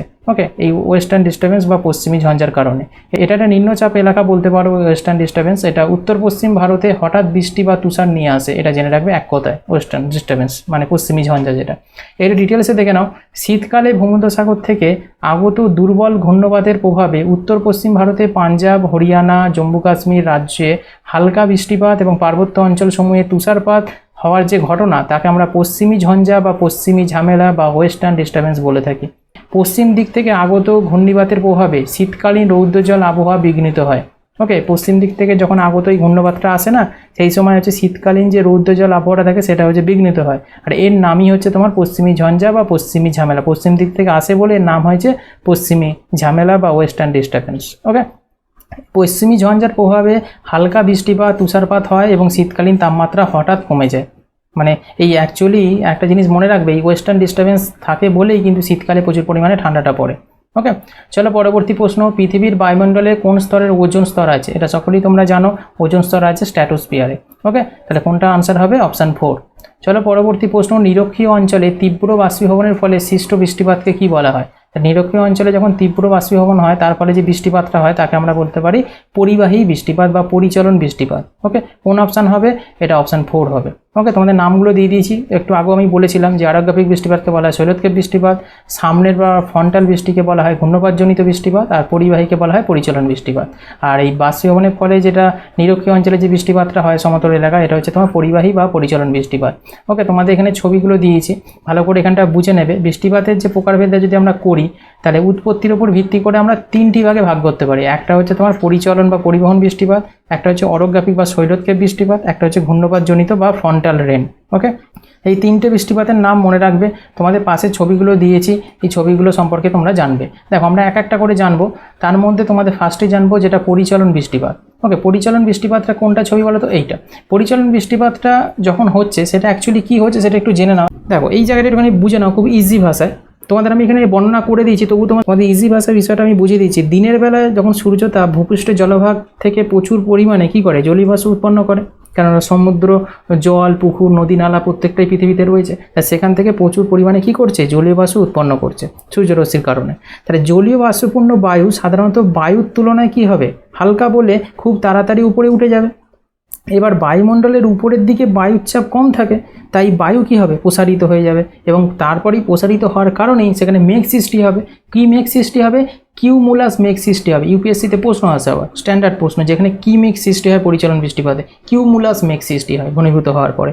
আর এই মেঘ যখন সৃষ্টি হবে তারপরে বৃষ্টি আকারে পৃথিবীতে নেমে আসবে। আর সেই বৃষ্টিপাতটা কীরকম হবে? বজ্রবিদ্যুৎ ও বজ্রসহ, মানে বজ্রবিদ্যুৎ সহ বৃষ্টিপাত হবে, কিন্তু বেশি দিন স্থায়ী হবে না। বজ্রবিদ্যুৎ সহ যখন বৃষ্টিগুলো হয় তোমরা দেখেছো, গুম গারম করে মেঘ ডাকবে, প্রচুর পরিমাণে আওয়াজ হবে, বিদ্যুৎ চমকাবে, তারপরে বৃষ্টি হবে, কিছুক্ষণ হওয়ার পর থেমে যাবে। ওকে, নিম্নচাপের মতো একভাবে বৃষ্টি কিন্তু হয় না দীর্ঘদিন ধরে। সেইটা কিন্তু আলাদা, সেটা হচ্ছে ঘূর্ণপাতজনিত বৃষ্টিপাতের মধ্যে চলে যাবে সেই বৃষ্টিপাতটা। আর যে বৃষ্টিপাত এইভাবে বজ্রবিদ্যুৎ সহ হবে খুব অল্প সময় বা একদিন, জোর একদিন থাকবে বৃষ্টিপাতটা, সেটা হচ্ছে তোমার পরিবাহী বা পরিচলন বৃষ্টিপাত। আশা করি ক্লিয়ার হয়েছে। এই ধরনের বৃষ্টিপাত সাধারণত গ্রীষ্মকালে দিনের বেলা উত্তপ্ত অংশে হয়ে থাকে।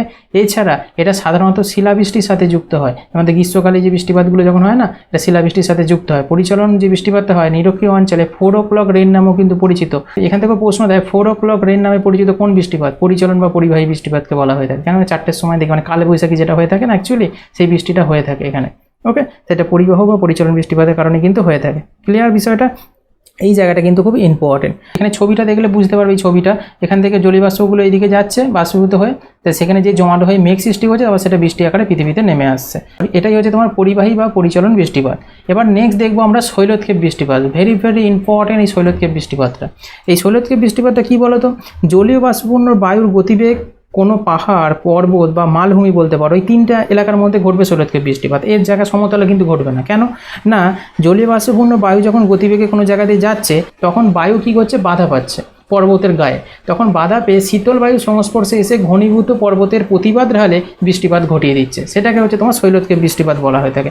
দেখো এখানে ছবিটা দেখলে বুঝতে পারবে, এটা ধরো সমুদ্র, ওকে, এখান থেকে বায়ু যখন উপর দিকে যাচ্ছে তাহলে ঊর্ধ্বগামী উষ্ণ আর্দ্র বায়ুটা এখানে উপর দিকে যাচ্ছে, ওকে, আর এই দিকে যে বায়ুটা পর্বতের ঢাল বরাবর নেমে যায় সেটা হচ্ছে তোমার নিম্নগামী শুষ্ক বায়ু থাকে।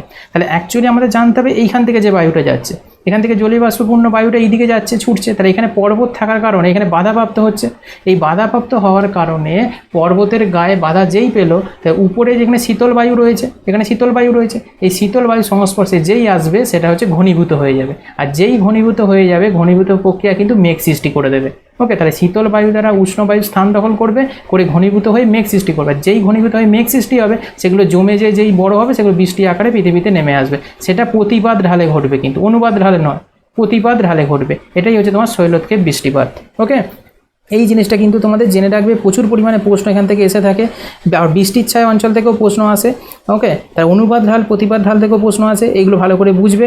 আর অনুপাত ঢালে তাহলে বৃষ্টি কী হবে, কম হবে, খুব সামান্য পরিমাণ না হওয়ার মতো, তাই অনুপাত ঢালকে বলা হয় বৃষ্টির ছায়া অঞ্চল, ওকে। এইখানটা কিন্তু মনে রাখবে, বৃষ্টির ছায়া অঞ্চল কাকে বলা হয়, বৃষ্টির ছায়া অঞ্চল কাকে বলা হয়, বৃষ্টির ছায়া অঞ্চল হচ্ছে অনুবাদ ঢালকে বলা হয়, প্রতিবাদ ঢালকে নয়, ওকে। যেহেতু অনুবাদ ঢালে কম বৃষ্টিপাত হয়, প্রতিবাদ ঢালে বেশি বৃষ্টিপাত হয়, এখানে হচ্ছে বেশি বৃষ্টিপাত হয়, এখানে হচ্ছে তোমার কম বৃষ্টিপাত হয়, ওকে। তো এই জায়গাগুলো তোমাদের কিন্তু জেনে রাখতে হবে।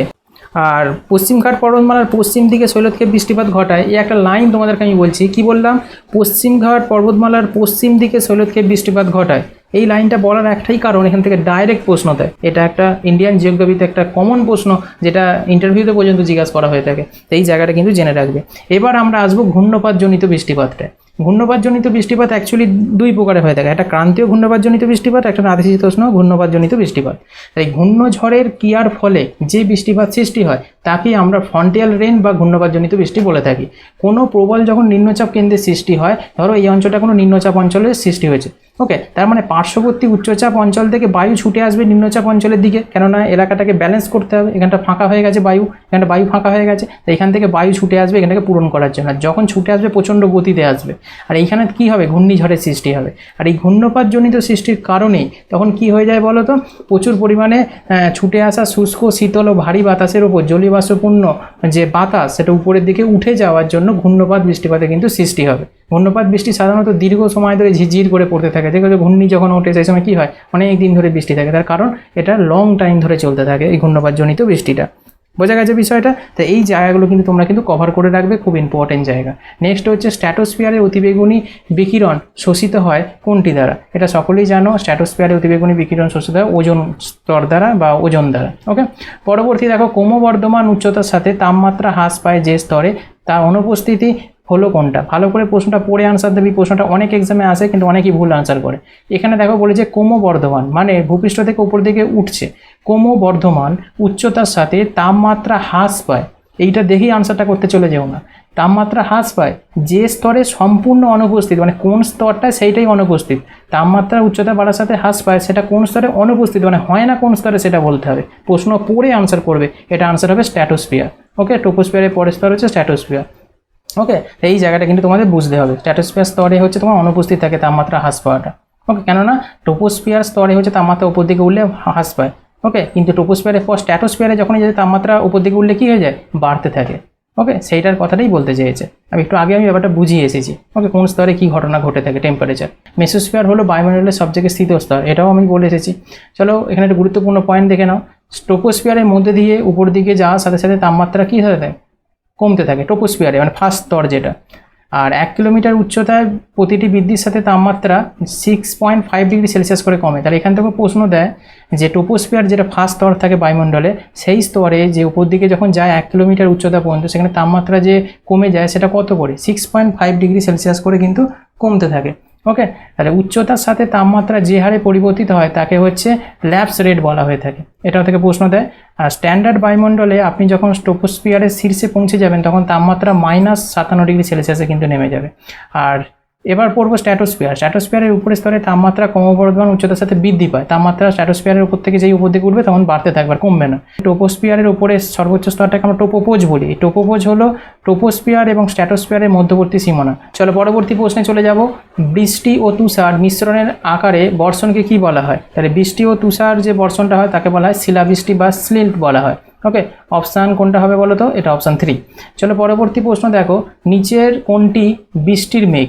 4টে অপশান দিয়েছে, মেঘের নাম দিয়েছে, তাহলে এর মধ্যে বৃষ্টির মেঘ শুধুমাত্র হচ্ছে নিম্বোস্ট্রাটাস আর হচ্ছে কুমুলোনিম্বাস। এই দুটো হচ্ছে তোমার বৃষ্টির মেঘ, মানে বৃষ্টি হয় এই দুটো মেঘে। ওকে, তাহলে শুধুমাত্র 2 and 3, অপশান 2 হয়ে যাবে রাইট অ্যান্সার। এখানে দেখে নাও গুরুত্বপূর্ণ পয়েন্টে তোমার মেঘের শ্রেণীবিভাগটা দিয়েছি আর মেঘের প্রকারভেদটা দিয়েছি। তোমাদের মেঘকে উঁচু মেঘ, মধ্যমেঘ, নিচু মেঘ এবং উন্নয়নের সঙ্গে মেঘকে ভাগ করা হয়। তার এবার সাব পার্ট রয়েছে। উঁচু মেঘের মধ্যে রয়েছে সাইরাস, সিরোস্ট্রেটাস আর হচ্ছে সার্কোমুলাস। আর মধ্যমেঘের মধ্যে রয়েছে অল্টোস্ট্রেটাস আর হচ্ছে অল্টোকিউমুলাস। ওকে, আর নিচু মেঘের মধ্যে মানে নিম্নে যেগুলো দেখা যায় মেঘগুলো সেগুলো হচ্ছে স্ট্র্যাটোকুমুলাস আর হচ্ছে নিম্বোস্ট্র্যাটাস। আর ব্যাপক উলম্ব উন্নয়নের সাথে যে মেঘগুলো আছে সেটা হচ্ছে কিউমুলাস আর হচ্ছে কুমুলোনিম্বাস। তোমাদের পাশে ছবিগুলো দেখলে বুঝতে পারবে সেখানে কোনটাকে। এই যেমন সিরাস, সিরাস হচ্ছে এরকম ধরনের মেঘ হয়, দেখতে কীরকম হয়। কিউমুলোনিম্বাস, খুবই এক্সামে প্রশ্ন আসে। এই কিউমুলোনিম্বাস যেটা থাকে, এই কিউমুলোনিম্বাস হচ্ছে তোমার এরকম ধরনের দেখতে, এরকম বড় হচ্ছে এলাকা, সাদা মেঘ হচ্ছে পেঁয়াজের তুলোর মতো হয়, কিউমুলোনিম্বাস। ওকে ওকে, যেটা হচ্ছে তোমার ব্যাপক উলম্ব উন্নয়নের সাথে হয়ে থাকে, এই যে এটা। ওকে, এটা হচ্ছে স্টেটাস। ওকে, এটা হচ্ছে অল্টো স্টেটাস মেঘ, এরকম ধরনের ছিটি ছিটি থাকে। এটা সিরোকিউমুলাস। প্রত্যেকটা মেঘ কীরকম দেখতে হয় সেটা এখানে ছবি দেওয়া রয়েছে, তোমরা দেখে নিশ্চয়ই বুঝতে পারছো। এখানে এবার দেখে নাও, প্রত্যেকটা মেঘের তোমার বর্ণনা আমি করে দিয়েছি। সিরাজ মেঘ সম্পর্কে জেনে রাখবে, এটা সবসময় সাদা হয়। সিরাজ যে মেঘটা হয়, যে এটা হচ্ছে সিরাজ মেঘ। ওকে, এটা পাতলা বিচ্ছিন্ন মেঘ হয়, এরকম পাতলা হয়, এটা জেনে রাখবে। শুধু এইটুকুন করে জেনে রাখো, তোমাদের এক্সামে কাজে লেগে যাবে। কিউমুলোনিম্বাস, এই কিউমুলোনিম্বাস দেখতে অনেকটা তুলোর মতো হয়। ওকে, এটা অনেকটা বিচ্ছুরিত অবস্থায় থাকে কিউমুলোনিম্বাস। ওকে, এই যে কিউমুলোনিম্বাস, এই তুলোর মতো দেখতে হয় এটা। আর স্ট্যাটাস মেঘের উপস্থিতি মানে ঠান্ডা মেঘলা দিন যেটা হয়ে থাকে স্ট্যাটাস মেঘ, এই যে এই মেঘটা। ওকে, এরকম ধরনের দেখতে, আকাশে বড় অংশে ঢেকে যায়। তোমরা আকাশের দিকে তাকিয়ে মেঘগুলো পর্যবেক্ষণ করে করে বুঝতে পারো। নেক্সট হচ্ছে নিম্বাস মেঘের আন্ডারে যারা পড়ে তারা সাধারণত নিম্ন অবস্থায় গঠিত হয়, নিম্বাস। ওকে, এই নিম্বাস মেঘের রং সাধারণত কালো এবং গাঢ় রঙের হয়। তোমরা আকাশে দেখে থাকবে যেমন কালো, ঘোর কালো রঙের একটা মেঘ সৃষ্টি হয়, গাঢ় ধূসর রঙের হয়ে থাকে, কালো বা ধূসর রঙের, সেটা হচ্ছে নিম্বাস মেঘ। এই ধরনের মেঘ সাধারণত ভারী বৃষ্টিপাত ও বজ্রপাত ঘটায়। এটা তোমরা মেঘ দেখে চিনতে পেরে যাবে এবার থেকে কোন মেঘের কী কারণে ঘটে থাকে এবং কোন মেঘকে কী বলা হয়। ওকে, এবার পরবর্তী প্রশ্ন দেখো, ওজোন স্তরের প্রতিক্রিয়ার কারণে গঠিত হয় কোনটা? এটা অক্সিজেন এবং অতিবেগুনি রশ্মি। পরবর্তী প্রশ্ন দেখো, নিচের কোনটি সর্বনিম্ন বায়ুমণ্ডলীয় স্তর? সর্বনিম্ন বায়ুমণ্ডলীয় স্তর হচ্ছে তোমার ট্রোপোস্ফিয়ার। বোঝা গেল? তাহলে আজকে তোমাদের এই কটা প্রশ্ন ছিল। ওকে, তাহলে কেমন লাগলো এই 4 নম্বর পার্টটা তোমরা অবশ্যই কমেন্ট করে জানাবে। তোমাদের ভালো লাগলে একটা লাইক করে শেয়ার করে দিতে ভুলবে না, কেন জিওগ্রাফি তোমাদের এই যে প্রিভিয়াস ইয়ারের যে সিরিজটা চলছে এটা অবশ্যই তোমরা কন্টিনিউ করতে থাকবে, কারণ এখান থেকে প্রচুর প্রশ্ন এক্সামে রিপিট হচ্ছে। আর বন্ধুদের মাঝে অবশ্যই শেয়ার করবে, আর নতুন আপডেট পেতে অবশ্যই চ্যানেলের সাথে যুক্ত থাকবে। Thanks for watching this video. আর একটা কথা বলবো তোমাদেরকে, লুসিয়েন্টে যারা ক্লাসগুলো করোনি অবশ্যই তোমরা করবে। ডেসক্রিপশন বক্সে লিঙ্ক দেওয়া রয়েছে, প্লেলিস্ট তোমরা চেক করতে পারো। তোমরা history, geography, polity, physics, biology, computer প্রত্যেকটার ইন্ডিভিজুয়ালি ক্লাস পেয়ে যাবে। করে দেখো, খুবই হেল্পফুল হবে তোমাদের আসন্ন এক্সামে।